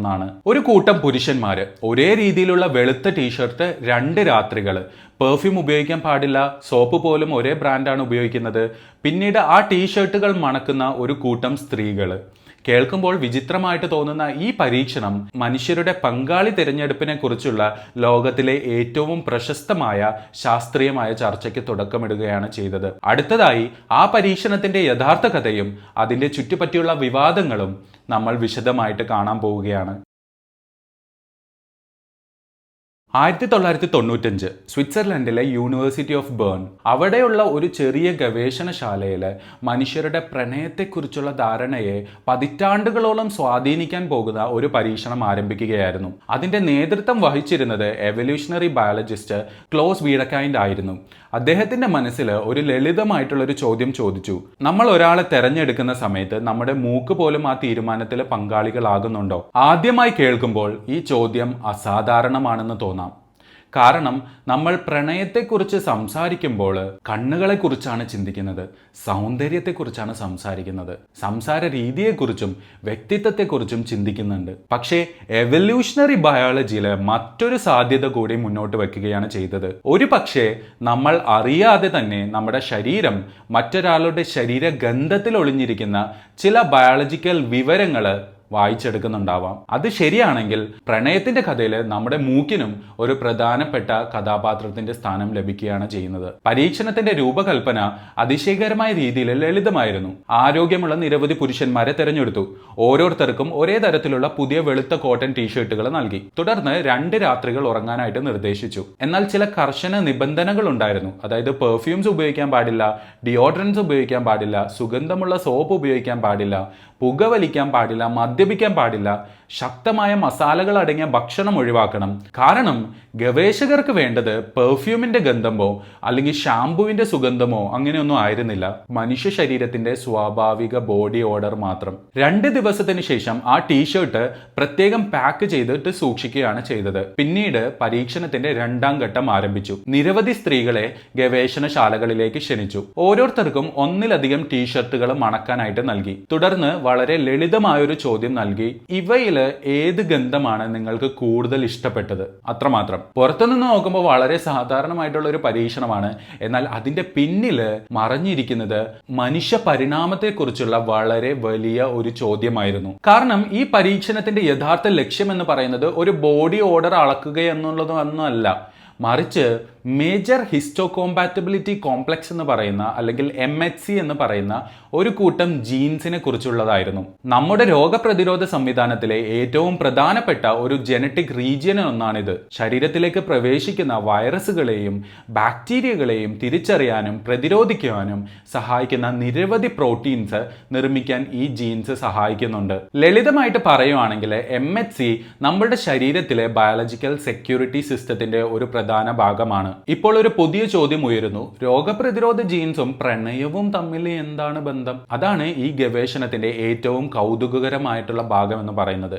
എവല്യൂഷണറി തിയറി പറയുന്നത് ഇങ്ങനെയാണ്: രണ്ട് വ്യക്തികളുടെ MHC ജീൻസ് പരസ്പരം വ്യത്യസ്തമാണെങ്കിൽ അവരുടെ കുട്ടികൾ കൂടുതൽ വൈവിധ്യമാർന്ന ഇമ്മ്യൂൺ സിസ്റ്റം ലഭിക്കാനുള്ള സാധ്യത കൂടുതലായിരിക്കും. കൂടുതൽ വൈവിധ്യമുള്ള ഇമ്മ്യൂൺ ജീൻസ് എന്നത് പറയുന്നത് കൂടുതൽ രോഗങ്ങളെ പ്രതിരോധിക്കാനുള്ള സാധ്യതയുമാണ്. അതായത് കോടിക്കണക്കിന് വർഷങ്ങളായുള്ള ഈ പരിണാമത്തിൽ ശരീരം അറിയാതെ തന്നെ ഈ ജനറ്റിക് ഡൈവേഴ്സിറ്റിയെ പ്രോത്സാഹിപ്പിക്കുന്ന രീതിയിലേക്ക് വികസിച്ചിരിക്കുമോ? നമ്മളുടെ ഈ ഫേമസ് എക്സ്പെരിമെന്റ് ഫലം പുറത്തു വരുന്ന സമയത്ത് ശാസ്ത്രലോകം അമ്പരന്നു. കാരണം പല സ്ത്രീകളും സ്വന്തം MHC ജീൻസിനോട് കൂടുതൽ വ്യത്യസ്തമുള്ള പുരുഷന്മാരുടെ ടീഷർട്ടുകളാണ്, അവയുടെ ഗന്ധമാണ് കൂടുതൽ ഇഷ്ടപ്പെട്ടതെന്ന് കണ്ടെത്തി. ഇത് ഒരു നിമിഷം കൊണ്ട് തന്നെ ലോകമെമ്പാടുമുള്ള വാർത്തകളിൽ love is in the nose, women choose men by smell, the chemistry of attraction എന്നിങ്ങനെ നിരവധി തലക്കെട്ടുകൾ പ്രത്യക്ഷപ്പെടാനായിട്ട് തുടങ്ങി. ചില മാധ്യമങ്ങൾ അതിലും ഒരു പടി മുമ്പിലേക്ക് പോയിട്ട് ഹ്യൂമൻ ഫിറമോൺസ് ഫൗണ്ട് എന്നും പ്രഖ്യാപിച്ചു. പക്ഷെ യഥാർത്ഥത്തിൽ ആ പഠനം അങ്ങനെയൊന്നും പറഞ്ഞിരുന്നില്ല. ഒരു പഠനം മാത്രം അന്തിമ സത്യം എന്ന് പറയാൻ പറ്റത്തില്ല. ആ കണ്ടെത്തൽ ശരിയാണോ എന്നുള്ളത് ഉറപ്പാക്കണമെങ്കിൽ ലോകത്തിന്റെ വിവിധ ഭാഗങ്ങളിലുള്ള സ്വതന്ത്ര ഗവേഷണ സംഘങ്ങൾ അതേ പരീക്ഷണം വീണ്ടും ആവർത്തിക്കണം ആൻഡ് അതേ ഫലങ്ങൾ ലഭിക്കണം. അപ്പോഴാണ് അത് ശക്തമായ ഒരു സയന്റിഫിക് എവിഡൻസ് ആയിട്ട് മാറുന്നത്. അതുകൊണ്ട് തന്നെയാണ് പിന്നീട് അമേരിക്കയിലും യൂറോപ്പിലും ഏഷ്യയിലും വിവിധ ഗവേഷകർ സമാനമായിട്ടുള്ള പരീക്ഷണങ്ങൾ നടത്താനായിട്ട് തുടങ്ങിയത്. അവിടെയാണ് കഥ വീണ്ടും സങ്കീർണമാകുന്നത്. ചില പഠനങ്ങൾ ആദ്യം നടത്തിയ എക്സ്പെരിമെന്റിന്റെ കണ്ടെത്തലുകളുമായി ഭാഗികമായിട്ട് പിന്തുണയ്ക്കാനായിട്ട് കാരണമായി. ചിലത് വളരെ ചെറിയ സ്വാധീനമുണ്ടെന്ന് മാത്രം കണ്ടെത്തി. മറ്റു ചില പഠനങ്ങളിലാണെങ്കിൽ യാതൊരു വ്യക്തവുമായ പാറ്റേൺസും കണ്ടെത്താൻ പറ്റിയില്ല. ഇതോടൊപ്പം മറ്റൊരു പ്രധാന കാര്യം കൂടി ഗവേഷകർ ചൂണ്ടിക്കാട്ടി. ബോഡി ഓർഡർ എന്നത് MHC ജീൻസ് മാത്രം നിർണ്ണയിക്കുന്ന ഒരു കാര്യമല്ല. നിങ്ങൾ കഴിക്കുന്ന ഭക്ഷണം, നിങ്ങളുടെ ആരോഗ്യം, ശരീരത്തിൽ ജീവിക്കുന്ന കോടിക്കണക്കിന് സ്കിൻ ബാക്ടീരിയകൾ, സ്ട്രെസ് ലെവൽ, ഹോർമോൺസ്, മരുന്നുകൾ, ഉറക്കത്തിന്റെ ഗുണനിലവാരം, ഇങ്ങനെയെല്ലാം നിങ്ങളുടെ ശരീരഗന്ധത്തിനെ സ്വാധീനിക്കുന്നുണ്ട്. അതിനാൽ ഒരാളുടെ ഗന്ധം ജീൻസ് മാത്രം പ്രതിഫലിപ്പിക്കുന്നു എന്ന് പറയുന്നത് ശാസ്ത്രീയമായിട്ട് ഒരു വളരെ ലളിതവൽക്കരിച്ച ഒരു നിഗമനമായിട്ട് മാറാനായിട്ട് കാരണമായി. എന്നാൽ ഈ മുഴുവൻ ഗവേഷണങ്ങളിൽ നിന്ന് ഒരു പ്രധാനപ്പെട്ട ഒരു സന്ദേശം ലഭിച്ചിട്ടുണ്ട്. അതായത് മനുഷ്യന്റെ ശരീരഗന്ധമില്ലേ, അത് പൂർണ്ണമായും അർത്ഥശൂന്യമാണെന്ന് പറയാൻ പറ്റത്തില്ല. അത് ചില ബയോളജിക്കൽ വിവരങ്ങൾ വഹിക്കുന്നുണ്ടാകാം. പക്ഷേ അതിനെ ക്ലാസിക്കൽ അനിമൽ ഫിറമോൺസ് എന്ന് വിളിക്കാൻ, അതായത് യൂഷ്വലി ഉള്ള അനിമൽ ഫിറമോൺസ് പോലെയുണ്ട് എന്ന് വിളിക്കാൻ കഴിയുമോ എന്ന് ചോദിച്ചാൽ ഇല്ല. അതാണ് ഇന്നും തുറന്നു കിടക്കുന്ന ചോദ്യം. ഫിറമോൺസിന് ഒരു പ്രത്യേകമായിട്ടുള്ള ഒരു ശാസ്ത്രീയ നിർവചനമുണ്ട്. ഒരു പ്രത്യേക കെമിക്കൽ അതേ സ്പീഷീസിലുള്ള മറ്റൊരാളിലെ സ്ഥിരതയുള്ളതും ആവർത്തിക്കുന്നതുമായിട്ടുള്ള ഒരു ബയോളജിക്കൽ റെസ്പോൺസ് ഉണ്ടാക്കണം. മനുഷ്യരിൽ ഇതുവരെ അത്തരമൊരു മോളിക്യൂള് വ്യക്തമായിട്ട് തിരിച്ചറിഞ്ഞിട്ടില്ല. അതായത് അങ്ങനെ ഒരു മോളിക്യൂൾസ് കണ്ടുപിടിച്ച് അങ്ങനെ ഒരു റെസ്പോൺസ് ഉണ്ടാക്കുന്നതായിട്ട് കണ്ടുപിടിക്കാൻ സാധിച്ചിട്ടില്ല. അപ്പോൾ ഈ പരീക്ഷണം നമ്മളെ എന്താണ് പഠിപ്പിക്കുന്നത്? ഒരു പക്ഷെ മനുഷ്യന്റെ മൂക്ക് നമ്മൾ കരുതിയതിലും കൂടുതൽ വിവരങ്ങൾ ശേഖരിക്കുന്നുണ്ടാകാം. പക്ഷെ അത് ഒരിക്കലും ഒറ്റയ്ക്ക് തീരുമാനമെടുക്കുന്നില്ല. നിങ്ങളുടെ കണ്ണുകള്, ചെവികള്, ഓർമ്മകള്, അനുഭവങ്ങൾ, സംസ്കാരം, വ്യക്തിത്വം, ശരീരഭാഷ, ഇതെല്ലാം ചേർന്നാണ് ഒരാളെക്കുറിച്ചുള്ള നിങ്ങളുടെ ആദ്യ അഭിപ്രായങ്ങൾ രൂപപ്പെടുന്നത്. ശരീരഗന്ധം എന്ന് പറയുന്നത് അതിലെ ഒരു ചെറിയ അധ്യായം മാത്രമാണ്, ആ മുഴുവൻ പുസ്തകമൊന്നുമല്ല. ഇവിടെയാണ് മറ്റൊരു വലിയ വ്യവസായം ഈ ഗവേഷണത്തെ ശ്രദ്ധിക്കാനായിട്ട് തുടങ്ങിയത്, പെർഫ്യൂം ഇൻഡസ്ട്രി. അവരൊരു പുതിയ ചോദ്യം ചോദിച്ചു. മനുഷ്യർക്ക് ശരിക്കും കെമിക്കൽ സിഗ്നൽസിനോട് പ്രതികരിക്കാൻ കഴിയുന്നുണ്ടെങ്കിൽ ആ സിഗ്നൽസ് ഒരു ചെറിയ പെർഫ്യൂം ബോട്ടിലിൽ നിറച്ച് വിൽക്കാൻ കഴിയില്ലേ? ആ ചോദ്യമാണ് പിന്നീട് ലോകമെമ്പാടും കോടിക്കണക്കിന് രൂപയുടെ ഫിറമോൺ പെർഫ്യൂം വിപണിക്ക് ജന്മം കൊടുത്തത്. പക്ഷെ ആ കുപ്പികളിൽ യഥാർത്ഥത്തിൽ എന്താണ് ഉണ്ടായിരുന്നത്? ശാസ്ത്രം അതിനെക്കുറിച്ച് എന്താണ് പറയുന്നത്? അടുത്തതായി സയൻസും മാർക്കറ്റിങ്ങും തമ്മിലുള്ള ഏറ്റവും വലിയ ഏറ്റുമുട്ടലിലേക്കാണ് നമ്മൾ കടക്കുന്നത്. മാർക്കറ്റിംഗ് എന്ന ലോകവും സയൻസ് എന്ന ലോകവും പലപ്പോഴും ഒരേ ഭാഷ സംസാരിക്കാറില്ല. ഒരു ശാസ്ത്രജ്ഞൻ ഒരു പുതിയ കണ്ടെത്തൽ നടത്താൻ അദ്ദേഹം ആദ്യം പറയുന്നത് ഈ ഫലം വീണ്ടും പരിശോധിക്കണം എന്നുള്ളൊരു കാര്യമാണ്. അതായത് കൂടുതൽ തെളിവുകൾ ആവശ്യമാണ്. പക്ഷേ മാർക്കറ്റിങ്ങിന്റെ ലോകത്ത് അതേ വാചകം വളരെ വേഗത്തിൽ മാറാനായിട്ട് തുടങ്ങും. അതായത് scientifically proven, clinically tested, guaranteed result. ഇങ്ങനെ ഈ മാറ്റം എങ്ങനെ സംഭവിക്കുന്നു എന്നതാണ് നമ്മൾ മനസ്സിലാക്കേണ്ടത്. 1990കളുടെ അവസാനത്തിലും 2000ന്റെ തുടക്കത്തിലും ഹ്യൂമൻ അട്രാക്ഷനെ കുറിച്ചുള്ള ഗവേഷണങ്ങൾ വാർത്തകളിൽ ഇടം പിടിക്കാനായിട്ട് തുടങ്ങി. MHC genes, body odour, T shirt experiment, hormonal response, ഇതെല്ലാം പൊതുജനങ്ങളുടെ ശ്രദ്ധ പിടിച്ചുപറ്റാനായിട്ട് തുടങ്ങി. അതേസമയം ചില കമ്പനികൾ ഒരു ബിസിനസ് ഓപ്പർച്യൂണിറ്റി കണ്ടു. മനുഷ്യർ ശരീരഗന്ധങ്ങളിൽ നിന്ന് വിവരങ്ങൾ വായിക്കുന്നുണ്ടെങ്കിൽ ആ വിവരങ്ങൾ ഒരു പെർഫ്യൂമിലേക്ക് ചേർക്കാൻ കഴിയില്ലേ? അങ്ങനെയാണ് ഫിറമോൺ പെർഫ്യൂം എന്ന വിപണി ജനിച്ചത്. ഈ പെർഫ്യൂമുകളിൽ സാധാരണയായി കാണപ്പെടുന്ന ചില പേരുണ്ട്: ആൻഡ്രോസ്റ്റീനോൺ, ആൻഡ്രോസ്റ്റീനോൾ, ആൻഡ്രോസ്റ്റെഡിനോൺ, ഈസ്ട്രാടെട്രോയിനോൾ. യഥാർത്ഥത്തിൽ ഇവയിൽ പലതും മനുഷ്യരുടെ വിയർപ്പിലോ ശരീരസ്രവത്തിലോ വളരെ ചെറിയ അളവിൽ കണ്ടെത്തിയ കെമിക്കൽ കോമ്പൗണ്ട്സ് മാത്രമാണ്. ചിലത് മറ്റ് മാമൽസിൽ പഠിക്കപ്പെട്ട മോളിക്യൂൾസിന്റെ സിന്തറ്റിക് വേർഷൻസ് ആണ്. ചിലത് ലബോറട്ടറിയിൽ നിർമ്മിച്ചവയാണ്. ഈ മോളിക്യൂൾസ് മനുഷ്യരിലെ യഥാർത്ഥ ഫിറമോൺസ് ആണെന്ന് ഇതുവരെ ശാസ്ത്രീയമായിട്ട് തെളിയിക്കപ്പെട്ടിട്ടുമില്ല. എന്നാൽ ഒരു കൗതുകകരമായ കാര്യം ഇവിടെ സംഭവിക്കുന്നുണ്ട്. അതായത് പലരും ഫിറമോൺ പെർഫ്യൂം ഉപയോഗിച്ചതിന് ശേഷം ഇത് ശരിക്കും പ്രവർത്തിച്ചു എന്ന് പറയാറുണ്ട്. ചിലർക്ക് കൂടുതൽ ആളുകൾ സംസാരിക്കാൻ വന്നതായിട്ട് തോന്നാറുമുണ്ട്. ചിലർക്ക് ആത്മവിശ്വാസം വർദ്ധിച്ചതായിട്ടും അനുഭവപ്പെടുന്നുണ്ട്. ചിലർക്ക് അവരുടെ ഡേറ്റിംഗ് കൂടുതൽ വിജയകരമായിട്ട് തോന്നിയതായിട്ടും ഉണ്ട്. ഈ അനുഭവങ്ങൾ മുഴുവൻ തെറ്റായിട്ടുള്ളൊരു കാര്യമാണോ? നിർബന്ധമില്ല. പക്ഷേ അതിൻ്റെ കാരണം പെർഫ്യൂമിൽ ഉണ്ടായ മോളിക്യൂൾ ആണെന്ന് നമുക്ക് ഉടനെ പറയാനും പറ്റത്തില്ല. സൈക്കോളജിയിൽ ഈ പ്രതിഭാസത്തിന് മറ്റൊരു വിശദീകരണം നൽകാനായിട്ട് പറ്റും. എക്സ്പെക്ടേഷൻ എഫക്റ്റ് എന്ന് പറഞ്ഞ്, നിങ്ങളൊരു 10,000 രൂപ കൊടുത്തിട്ട് ഇത് നിങ്ങളെ കൂടുതൽ ആകർഷണമാക്കുമെന്ന് വിശ്വസിച്ച് ഒരു പെർഫ്യൂം വാങ്ങിയിട്ടുണ്ടെങ്കിൽ അത് ഉപയോഗിക്കുന്ന നിമിഷം മുതൽ നിങ്ങളുടെ പെരുമാറ്റത്തിൽ സ്വയമേ ഒരു മാറ്റം അനുഭവിക്കപ്പെടാം. അല്ലെങ്കിൽ നിങ്ങൾ കൂടുതൽ ആത്മവിശ്വാസത്തോടെ നടക്കാനായിട്ട് തുടങ്ങാം, കൂടുതൽ പുഞ്ചിരിക്കാനായിട്ട് തുടങ്ങാം, കൂടുതൽ ഐ കോണ്ടാക്റ്റ് കൊടുക്കാനായിട്ട് തുടങ്ങാം, അല്ലെങ്കിൽ സംസാരിക്കുമ്പോൾ മടി കുറയുന്നതായിട്ടും കണ്ടുപിടിക്കാം. ഈ മാറ്റങ്ങളാണ് മറ്റുള്ളവരെ ആകർഷിക്കാനായിട്ട് തുടങ്ങുന്നത്. അതിൻ്റെ കാരണം പെർഫ്യൂമിലെ കെമിക്കൽസ് അല്ല, നിങ്ങളുടെ ബ്രെയിനിൽ രൂപപ്പെട്ട ഒരു പ്രതീക്ഷയായിരിക്കാം. ഇവിടെ മറ്റൊരു മനഃശാസ്ത്ര പ്രതിഭാസം പ്രവർത്തിക്കുന്നുണ്ട്, ഹാലോ എഫക്റ്റ് എന്ന് പറഞ്ഞിട്ട്. ഒരാളുടെ ഒരു നല്ല ഗുണം കണ്ടാൽ മറ്റെല്ലാ ഗുണങ്ങളും നല്ലതാണെന്ന് നമ്മുടെ ബ്രെയിൻ അനുമാനിക്കുന്ന ഒരു പ്രവണതയില്ലേ? നിങ്ങൾ മനോഹരമായൊരു പെർഫ്യൂം ഉപയോഗിക്കുന്നുണ്ടെങ്കിൽ അത് ഫിറമോൺ ആയിരിക്കണം എന്നൊന്നുമില്ല. പക്ഷേ നല്ലൊരു സുഗന്ധം, ശുചിത്വം, ആത്മവിശ്വാസം, നല്ല വസ്ത്രധാരണ, തുറന്ന ശരീരഭാഷ, ഇവയെല്ലാം ചേർത്ത് വെച്ചിട്ടുണ്ടെങ്കിൽ മറ്റുള്ളവരുടെ മനസ്സിൽ ഒരു പോസിറ്റീവ് ഫസ്റ്റ് ഇംപ്രഷൻ സൃഷ്ടിക്കാനായിട്ട് കാരണമാകും. ആ ഇംപ്രഷൻ പിന്നീട് നിങ്ങളുടെ പേഴ്സണാലിറ്റിയെയും കൂടുതൽ ആകർഷകമാക്കി തോന്നാനായിട്ട് കാരണമാകും. അതായത് ഒരു നല്ല പെർഫ്യൂം എന്ന് പറയുന്നത് യഥാർത്ഥത്തിൽ കൂടുതൽ നിങ്ങളെ ആകർഷകനാക്കാനായിട്ട് സഹായിക്കാം. പക്ഷെ അതിൻ്റെ കാരണം മാജിക്കൽ ഫിറമോൺസ് എന്ന് പറയുന്നത് ശാസ്ത്രീയപരമായിട്ട് ശരിയാണെന്ന് പറയാൻ പറ്റത്തില്ല. ഈ മുഴുവൻ ചർച്ചയിൽ ഒരു കാര്യം നിങ്ങൾ ശ്രദ്ധിച്ചിട്ടുണ്ടാവാം. നമ്മൾ ഇതുവരെ സംസാരിച്ചത് ശരീരത്തിൽ നിന്നും പുറത്തേക്ക് പോകുന്ന കെമിക്കൽ സിഗ്നൽസിനെ കുറിച്ചാണ്. പക്ഷേ യഥാർത്ഥ പ്രണയം ആരംഭിക്കുമ്പോൾ ഏറ്റവും വലിയ കെമിക്കൽ എക്സ്പ്ലോഷൻ നടക്കുന്നത് ശരീരത്തിൻ്റെ അകത്താണ്, നിങ്ങളുടെ തലച്ചോറിനുള്ളിൽ. അവിടെയാണ് കോടിക്കണക്കിന് ന്യൂറോൺസ് പരസ്പരം സംസാരിക്കാനായിട്ട് തുടങ്ങുന്നത്. അവിടെ പ്രവർത്തിക്കുന്ന കെമിക്കൽസ് ഒരു പെർഫ്യൂം ബോട്ടിൽസിൽ നിറയ്ക്കാൻ കഴിയില്ല.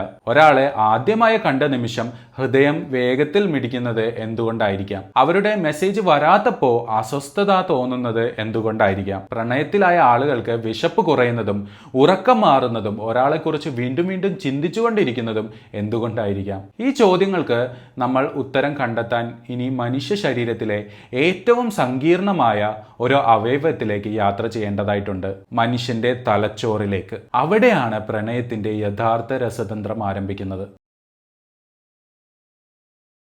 ഇതുവരെ നമ്മൾ ഒരു വലിയ കാര്യം മനസ്സിലാക്കി.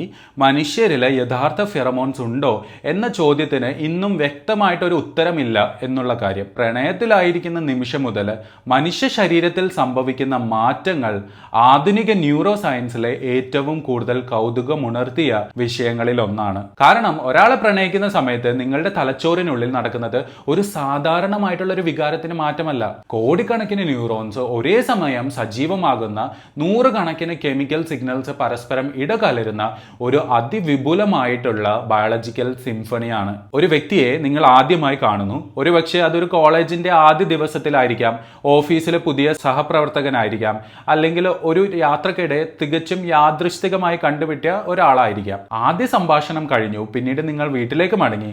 എന്നാൽ രാത്രി ഉറങ്ങാൻ കിടക്കുന്ന സമയത്ത് നിങ്ങൾ അറിയാതെ തന്നെ വീണ്ടും ആ വ്യക്തിയെക്കുറിച്ച് ചിന്തിക്കാനായിട്ട് തുടങ്ങുകയാണ്. അടുത്ത ദിവസം രാവിലെ എഴുന്നേറ്റാലും അതേ ചിന്ത തന്നെയാണ് ഉള്ളത്. മൊബൈൽ ഫോൺ വീണ്ടും വീണ്ടും തുറന്ന് മെസ്സേജസ് വരുന്നുണ്ടോ എന്ന് നോക്കിക്കൊണ്ടേയിരിക്കുന്നു. ഒരു നോട്ടിഫിക്കേഷൻ കേട്ടാൽ ആദ്യം മനസ്സിലേക്ക് വരുന്നത് ആ വ്യക്തിയുടെ ചിത്രമായിരിക്കും. ലോകത്തിലെ എല്ലാ പ്രണയ കഥകളിലും ആവർത്തിക്കപ്പെടുന്ന ഈ അനുഭവങ്ങൾ കവികൾ വികാരങ്ങളായി എഴുതിയിട്ടുണ്ടെങ്കിലും ന്യൂറോ സയൻസ് അതിനെ മറ്റൊരു രീതിയിലാണ് വിശദീകരിക്കുന്നത്.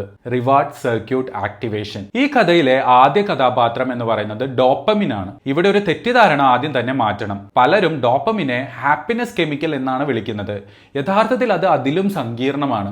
ഡോപ്പമിൻ സന്തോഷം സൃഷ്ടിക്കുന്നതിനേക്കാൾ എന്തെങ്കിലും നേടണം എന്നുള്ള ഒരു ആഗ്രഹമുണ്ടല്ലോ, അത് ശക്തമാക്കുന്ന ഒരു ന്യൂറോ ട്രാൻസ്മിറ്റർ ആണ്. നിങ്ങൾ ഒരു പുതിയ ലക്ഷ്യം കാണുമ്പോൾ, ഒരു സമ്മാനം പ്രതീക്ഷിക്കുമ്പോൾ, അല്ലെങ്കിൽ വീണ്ടും വീണ്ടും ഒരേ അനുഭവം തേടുന്ന സമയത്ത് ഡോപ്പമിൻ സിസ്റ്റം സജീവമാകാനായിട്ട് തുടങ്ങുന്നു. അതുകൊണ്ടാണ് പ്രണയത്തിന്റെ തുടക്കത്തിലും ഒരാളെ കൂടുതൽ കാണണമെന്ന് തോന്നൽ അവസാനിക്കാത്തത്. അവർ നിങ്ങളുടെ ജീവിതത്തിന്റെ കേന്ദ്ര ബിന്ദുവായിട്ട് മാറാൻ തുടങ്ങുന്നത്. അവരെ കുറിച്ചുള്ള ഒരു ചെറിയ വിവരം പോലും നിങ്ങളുടെ ബ്രെയിനിലെ ഒരു വലിയ റിവാർഡ് സിസ്റ്റമായിട്ട് രേഖപ്പെടുത്താൻ തുടങ്ങുന്നത്. ഈ പ്രതിഭാസം മനസ്സിലാക്കാൻ വേണ്ടി ശാസ്ത്രജ്ഞന്മാരെ ഫങ്ഷണൽ MRI എന്ന സാങ്കേതിക വിദ്യ ഉപയോഗിക്കാനായിട്ട് കാരണമായി. ആഴത്തിൽ പ്രണയത്തിലായിരുന്ന ആളുകളെ MRI സ്കാനിനുള്ളിൽ കിടത്തി അവർ സ്നേഹിക്കുന്ന വ്യക്തിയുടെ ഫോട്ടോ കാണിച്ചു. അതിശയകരമായിട്ടുള്ള ഒരു കാഴ്ചയാണ് പിന്നീട് ലഭിച്ചത്. തലച്ചോറിലെ വെൻട്രൽ ടെഗ്മെന്റൽ ഏരിയ അഥവാ VTA ശക്തമായിട്ട് സജീവമായി. ഈ ഭാഗത്താണ് ഡോപ്പമിൻ ഉൽപ്പാദിപ്പിക്കുന്ന പ്രധാന കേന്ദ്രങ്ങളിൽ ഒന്ന്. ഇവിടെ നിന്നാണ് സന്ദേശങ്ങൾ മറ്റുള്ള റിവാർഡ് പാത്വേസിലേക്ക് സഞ്ചരിക്കുന്നത്. അതേ ന്യൂറൽ നെറ്റ്വർക്ക് തന്നെയാണ് നമ്മൾ പുതിയ കാര്യങ്ങൾ പഠിക്കുമ്പോഴും വലിയ വിജയങ്ങൾ നേടുന്ന സമയത്തും ചിലപ്പോൾ ലഹരി വസ്തുക്കൾ ഉപയോഗിക്കുന്ന സമയത്തും സജീവമാകുന്നത്. എന്നാൽ ഡോപ്പമിൻ മാത്രം ഈ കഥയിലെ ഒരു നായകനാണെന്ന് നമുക്ക് പറയാനൊന്നും പറ്റത്തില്ല. ഏതാനും നിമിഷങ്ങൾക്കുള്ളിൽ മറ്റൊരു കെമിക്കൽ രംഗത്തെത്തുന്നു, നോർഎപ്പിനെഫ്രിൻ എന്ന് പറയുന്നത്. ഇതാണ് നിങ്ങളുടെ ഹൃദയമിടിപ്പ് കൂട്ടുന്നത്, കൈകൾ വിയർക്കാൻ കാരണമാകുന്നത്, ഒരു വ്യക്തി മുന്നിൽ നിൽക്കുമ്പോൾ ശ്വാസം അല്പം വേഗത്തിലാക്കുന്നത്, വയറ്റില് ബട്ടർഫ്ലൈസ് പറക്കുന്ന പോലുള്ള വിചിത്രമായിട്ടുള്ള അനുഭവങ്ങളൊക്കെ നമുക്ക് ഉണ്ടാക്കുന്നത്. ശരീരം മുഴുവന് ഒരു പ്രത്യേക അലേർട്ട് സിസ്റ്റത്തിലേക്ക് മാറുന്നതിന്റെ കാരണം നിങ്ങളുടെ ബ്രെയിൻ ഒരു വ്യക്തിയെ ഒരു സാധാരണ മനുഷ്യനായി കാണുന്നില്ല, ഇവൻ അല്ലെങ്കിൽ ഇവള് പ്രധാനപ്പെട്ട ഒരാളാണ്, ശ്രദ്ധിക്കണം എന്നുള്ളൊരു സന്ദേശമാണ് അത് ശരീരത്തിലേക്ക് അയക്കുന്നത്. എന്നാൽ പ്രണയം എന്ന വികാരം മാസങ്ങളോളം, വർഷങ്ങളോളം, ചിലപ്പോൾ പതിറ്റാണ്ടുകളോളം നിലനിൽക്കുന്നത് എങ്ങനെയാണ്? ഡോപ്പമിൻ സർജ് എന്നും ഒരേ തീവ്രതയിൽ തുടരാനായിട്ട് കാരണമാവില്ല. തലച്ചോറ് പുതിയ സാഹചര്യങ്ങളോട് പതിയെ പൊരുത്തപ്പെടാനായിട്ട് തുടങ്ങും. ഇവിടെ കഥയിലെ ഏറ്റവും പ്രധാനപ്പെട്ട രണ്ട് ഹോർമോൺസ് വേദിയിൽ എത്തുകയാണ്, ഓക്സിറ്റോസിനും വാസോപ്രസിനും. ലോകമെമ്പാടും ഓക്സിറ്റോസിനെ ലവ് ഹോർമോൺ എന്നാണ് വിളിക്കുന്നത്. പക്ഷേ അതും പൂർണ്ണമായിട്ടും വിവരണമല്ല. ഓക്സിറ്റോസിന്റെ പ്രധാന ജോലി പ്രണയം സൃഷ്ടിക്കുക എന്നുള്ളതല്ല, ബോണ്ട് സൃഷ്ടിക്കുക എന്നുള്ളതാണ്. അമ്മ കുഞ്ഞിനെ ആദ്യമായി കൈകളിൽ എടുക്കുമ്പോൾ, ദമ്പതികൾ പരസ്പരം വിശ്വാസം വളർത്തുന്ന സമയത്ത്, ദീർഘകാലഘട്ടങ്ങളിൽ സുരക്ഷിതത്വം അനുഭവപ്പെടുന്ന സമയത്ത് ഈ ഹോർമോൺ നിർണായകമായിട്ടുള്ള ഒരു പങ്ക് വഹിക്കുന്നു. അതായത് ഡോപ്പമിൻ നിങ്ങളെ ഒരാളുടെ അടുത്തേക്ക് കൊണ്ടുപോകുന്നുണ്ടെങ്കിൽ ഓക്സിറ്റോസിൻ നിങ്ങളെ അവരോടൊപ്പം തുടരാൻ സഹായിക്കുന്നു. ഇവിടെ എവല്യൂഷണറി ബയോളജിയിലെ ഏറ്റവും പ്രശസ്തമായിട്ടുള്ള ഒരു ജീവി വീണ്ടും നമ്മുടെ മുന്നിൽ എത്തുകയാണ്, പ്രയറി വോൾ. വടക്കേ അമേരിക്കയിൽ കാണപ്പെടുന്ന ഒരു ചെറിയ എലിയാണ് അത്. പുറത്തുനിന്ന് നോക്കുമ്പോൾ സാധാരണ ഒരു റൊഡന്റ് മാത്രമായിട്ടാണ് നമുക്ക് തോന്നുക. പക്ഷേ റിലേഷൻഷിപ്പ് സയൻസിൽ ഇതൊരു സൂപ്പർ സ്റ്റാർ ആണ്. കാരണം പ്രയറി വോൾസ് സാധാരണയായിട്ട് ജീവിതകാലം മുഴുവൻ ഒരേ ഒരു പങ്കാളിയോടൊപ്പം ജീവിക്കുന്ന പെയർ ബോണ്ടിങ് മാമൽസ് ആണ്. അതേ കുടുംബത്തിൽപ്പെട്ട മോണ്ടൈൻ വോൾസ് എന്ന മറ്റൊരു സ്പീഷീസ് ഇതിന് പൂർണ്ണമായിട്ടും വിപരീതമായിട്ടുള്ള ഒരു ഓർഗാനിസം ആണ്. ഗവേഷകര് ഇവയുടെ തലച്ചോറ് താരതമ്യം ചെയ്ത സമയത്ത് ഓക്സിറ്റോസിനും വാസോപ്രസിൻ റിസപ്റ്റേഴ്സും വിതരണം ചെയ്യുന്ന രീതിയിൽ വലിയ വ്യത്യാസങ്ങൾ കണ്ടെത്തിയിട്ടുണ്ട്. ഈ കണ്ടെത്തൽ ഒരു പുതിയ ചോദ്യത്തിലേക്ക് നയിക്കുകയാണ് ചെയ്തത്. മനുഷ്യ ശരീരത്തിലും സമാനമായിട്ടുള്ള സംവിധാനങ്ങൾ പ്രവർത്തിക്കുന്നുണ്ടോ? ഉത്തരം വളരെ ശ്രദ്ധാപൂർവം നൽകേണ്ടതായിട്ടുള്ള ഒരു കാര്യമാണ്. മനുഷ്യർക്കും ഓക്സിറ്റോസിൻ ഉണ്ട്, വാസോപ്രസിൻ ഉണ്ട്. പക്ഷെ മനുഷ്യന്റെ പ്രണയം എന്ന് പറയുന്നത് പ്രയറി വോൾസിന്റെ പ്രണയമല്ല. നമ്മളുടെ ബന്ധങ്ങളെ സ്വാധീനിക്കുന്നത് ഹോർമോൺസ് മാത്രമല്ല, അതോ ഓർമ്മകളുണ്ട്, സംസ്കാരമുണ്ട്, വ്യക്തിത്വമുണ്ട്, കുടുംബമുണ്ട്, ഭാഷ, ജീവിതാനുഭവങ്ങൾ, സാമൂഹിക മൂല്യങ്ങൾ, ഇവയെല്ലാം ചേർന്നതാണ് മനുഷ്യബന്ധങ്ങളെ രൂപപ്പെടുത്തുന്നത്. അതുകൊണ്ടാണ് അനിമൽ എക്സ്പെരിമെന്റ്സ് മനുഷ്യനെ മനസ്സിലാക്കാൻ വഴികാട്ടുകളാകുന്നത്, പക്ഷെ അന്തിമ ഉത്തരം എന്ന് പറയുന്ന സംഭവം അല്ല. ഇപ്പോൾ നിങ്ങൾ ശ്രദ്ധിച്ചിട്ടുണ്ടാവാം, ഈ മുഴുവൻ സമയവും നമ്മൾ പ്രണയത്തെക്കുറിച്ചാണ് സംസാരിച്ചുകൊണ്ടിരുന്നത്. പക്ഷെ യഥാർത്ഥത്തിൽ പ്രണയത്തിലാകുന്ന ബ്രെയിനിന്റെ മറ്റൊരു സ്വഭാവത്തെക്കുറിച്ച് ഇതുവരെ പറഞ്ഞിട്ടില്ല. പ്രണയത്തിലായ ആളുകൾ പലപ്പോഴും വളരെ ബുദ്ധിമാന്മാരായിരിക്കുമ്പോഴും എന്തുകൊണ്ടാണ് ചിലപ്പോൾ യുക്തിരഹിതമായ തീരുമാനങ്ങൾ എടുക്കുന്നത്? എന്തുകൊണ്ടാണ് വ്യക്തമായ അപകട സൂചനകൾ പോലും കാണാതെ പോകുന്നത്? എന്തുകൊണ്ടാണ് സുഹൃത്തുക്കൾക്ക് ആദ്യം മനസ്സിലാകുന്ന റെഡ് ഫ്ലാഗ്സ് പ്രണയത്തിലായ വ്യക്തികൾക്ക് മാത്രം കാണാതെ പോകുന്നത്? ഉത്തരത്തിനായി ഇനി നമ്മൾ മനുഷ്യന്റെ തലച്ചോറിലെ ഏറ്റവും സങ്കീർണമായ സംഘർഷത്തിലേക്ക് കടക്കണം. അതായത് വികാരങ്ങളും യുക്തികളും തമ്മിലുള്ള ഒരു യുദ്ധത്തിലേക്ക്. നിങ്ങളുടെ ബ്രെയിനിന്റെ ഒരു ഭാഗം പറയുന്നു ഈ വ്യക്തിയെ വിശ്വസിക്കരുത്, മറ്റൊരു ഭാഗം പറയുന്നു ഇവനെയോ ഇവളെയോ നഷ്ടപ്പെടുത്തരുത്. ഈ രണ്ട് ശബ്ദങ്ങളും തമ്മിലുള്ള സംഘർഷമാണ് മനുഷ്യ ചരിത്രത്തിലെ ഏറ്റവും വലിയ പ്രണയ കഥകൾക്കും അതേസമയം ഏറ്റവും വലിയ ദുരന്തങ്ങൾക്കും പിന്നിൽ പ്രവർത്തിച്ചിരിക്കുന്നത്. ഇനി നമ്മൾ ബയോളജി, സൈക്കോളജി, കൾച്ചർ എന്നിവ ചേർന്ന് മനുഷ്യൻ ജീവിത പങ്കാളിയെ എങ്ങനെ തിരഞ്ഞെടുക്കുന്നു എന്ന് ഏറ്റവും സങ്കീർണമായ ചോദ്യത്തിലേക്ക് കടക്കുകയാണ്. ഇതുവരെ നമ്മൾ പ്രണയത്തിന്റെ കെമിസ്ട്രി കണ്ടു, തലച്ചോറിനുള്ളിൽ നടക്കുന്ന കെമിക്കൽ സ്റ്റോംസ് കണ്ടു. പക്ഷേ ഇപ്പോൾ ഒരു വലിയ ചോദ്യം ബാക്കിയിരിക്കുകയാണ്. ഈ കോടിക്കണക്കിന് ന്യൂറോൺസ്, ഹോർമോൺസ്, മെമ്മറീസ്, ഇമോഷൻസ് എന്നിവ ഒടുവിൽ ചേർന്ന് എങ്ങനെ ഒരു വ്യക്തിയെ മാത്രം ഒരു സ്പെഷ്യൽ ആക്കി മാറ്റുന്നു? ലോകത്തെ ഏകദേശം 8 ബില്യൺ മനുഷ്യരുണ്ട്. എന്നാൽ എന്തുകൊണ്ടാണ് അവരിൽ ഒരാൾ മാത്രം നിങ്ങളുടെ ജീവിതം മാറ്റിമറിക്കുന്നത്? ഈ ചോദ്യത്തിന് ഒരു ഒറ്റ ഉത്തരമില്ല. അതാണ് മനുഷ്യനെ മറ്റെല്ലാ ജീവികളിൽ നിന്നും വ്യത്യസ്തമാക്കുന്നത്. ഒരു സിംഹം അതിന്റെ പങ്കാളിയെ തിരഞ്ഞെടുക്കുന്ന സമയത്ത് അതിന്റെ തീരുമാനങ്ങൾ പ്രധാനമായിട്ടും ആരോഗ്യം, ശക്തി, പ്രജനന സാധ്യത എന്നിവയെ അടിസ്ഥാനമാക്കിയിട്ടുള്ളതാണ്. ഒരു മയില് തന്റെ വാലിന്റെ ഭംഗി കാണിക്കുന്നു, ഒരു മാനാണെങ്കിൽ തന്റെ കൊമ്പിന്റെ വലിപ്പം പ്രകടിപ്പിക്കുന്നു. പ്രകൃതിയിലെ പല ജീവികളും പങ്കാളികളെ തിരഞ്ഞെടുക്കുന്നത് വളരെ വ്യക്തമായിട്ടുള്ള ഒരു ബയോളജിക്കൽ റൂൾസ് അനുസരിച്ചിട്ടാണ്. പക്ഷെ മനുഷ്യനാണെങ്കിൽ ആ നിയമങ്ങളെ വളരെ സങ്കീർണമാക്കി മാറ്റുകയാണ് ഉണ്ടായത്. കാരണം മനുഷ്യന്റെ ജീവിതത്തിലേക്ക് എവല്യൂഷൻ മാത്രമല്ല, കൾച്ചറും ലാംഗ്വേജും സമൂഹവും വ്യക്തിപരമായിട്ടുള്ള അനുഭവങ്ങളും കടന്നു വരികയാണ് ഉണ്ടായത്. ഒരു നിമിഷം ചിന്തിച്ചു നോക്കൂ, ലോകത്തിലെ 2 വ്യത്യസ്ത ഭാഗങ്ങളിൽ വളർന്ന 2 ആളുകൾ. ഒരാൾ ഹിമാലയത്തിന്റെ അടിവാരത്തിലുള്ള ഒരു ചെറിയ ഗ്രാമത്തിലാണ് വളരുന്നത്, മറ്റൊരാളാണെങ്കിൽ ന്യൂയോർക്കിലെ തിരക്കേറിയ നഗരത്തിലാണ് വളർന്നത്. അവരുടെ സൗന്ദര്യത്തെക്കുറിച്ചുള്ള ധാരണകൾ എന്ന് പറയുന്നത് വളരെ വ്യത്യസ്തമായിരിക്കും. സംസാര ശൈലി എന്ന് പറയുന്നത് വളരെ വ്യത്യസ്തമായിരിക്കും. ജീവിത മൂല്യങ്ങളോ അതും വ്യത്യസ്തമായിരിക്കും. എന്നിട്ടും അവർ കണ്ടുമുട്ടിയിട്ട് പരസ്പരം പ്രണയത്തിലാകാം. ഇത് എവല്യൂഷൻ കൊണ്ട് മാത്രം വിശദീകരിക്കാനായിട്ട് പറ്റുന്ന ഒരു കാര്യമല്ല. മനുഷ്യന്റെ തലച്ചോറ് ജീവിതകാലം മുഴുവൻ അനുഭവിക്കുന്നതിൽ നിന്ന് പഠിച്ചുകൊണ്ടിരിക്കുന്ന ഒരു സംവിധാനമാണ്. സൈക്കോളജിസ്റ്റുകൾ പറയുന്നത് നമ്മൾ ഒരാളെ കാണുന്ന ആദ്യ ഏതാനും സെക്കൻഡിനുള്ളിൽ തന്നെ നമ്മുടെ ബ്രെയിനിൽ 100 കണക്കിന് ചെറിയ വിവരങ്ങൾ വിശകലനം ചെയ്യാനായിട്ട് തുടങ്ങുന്നു.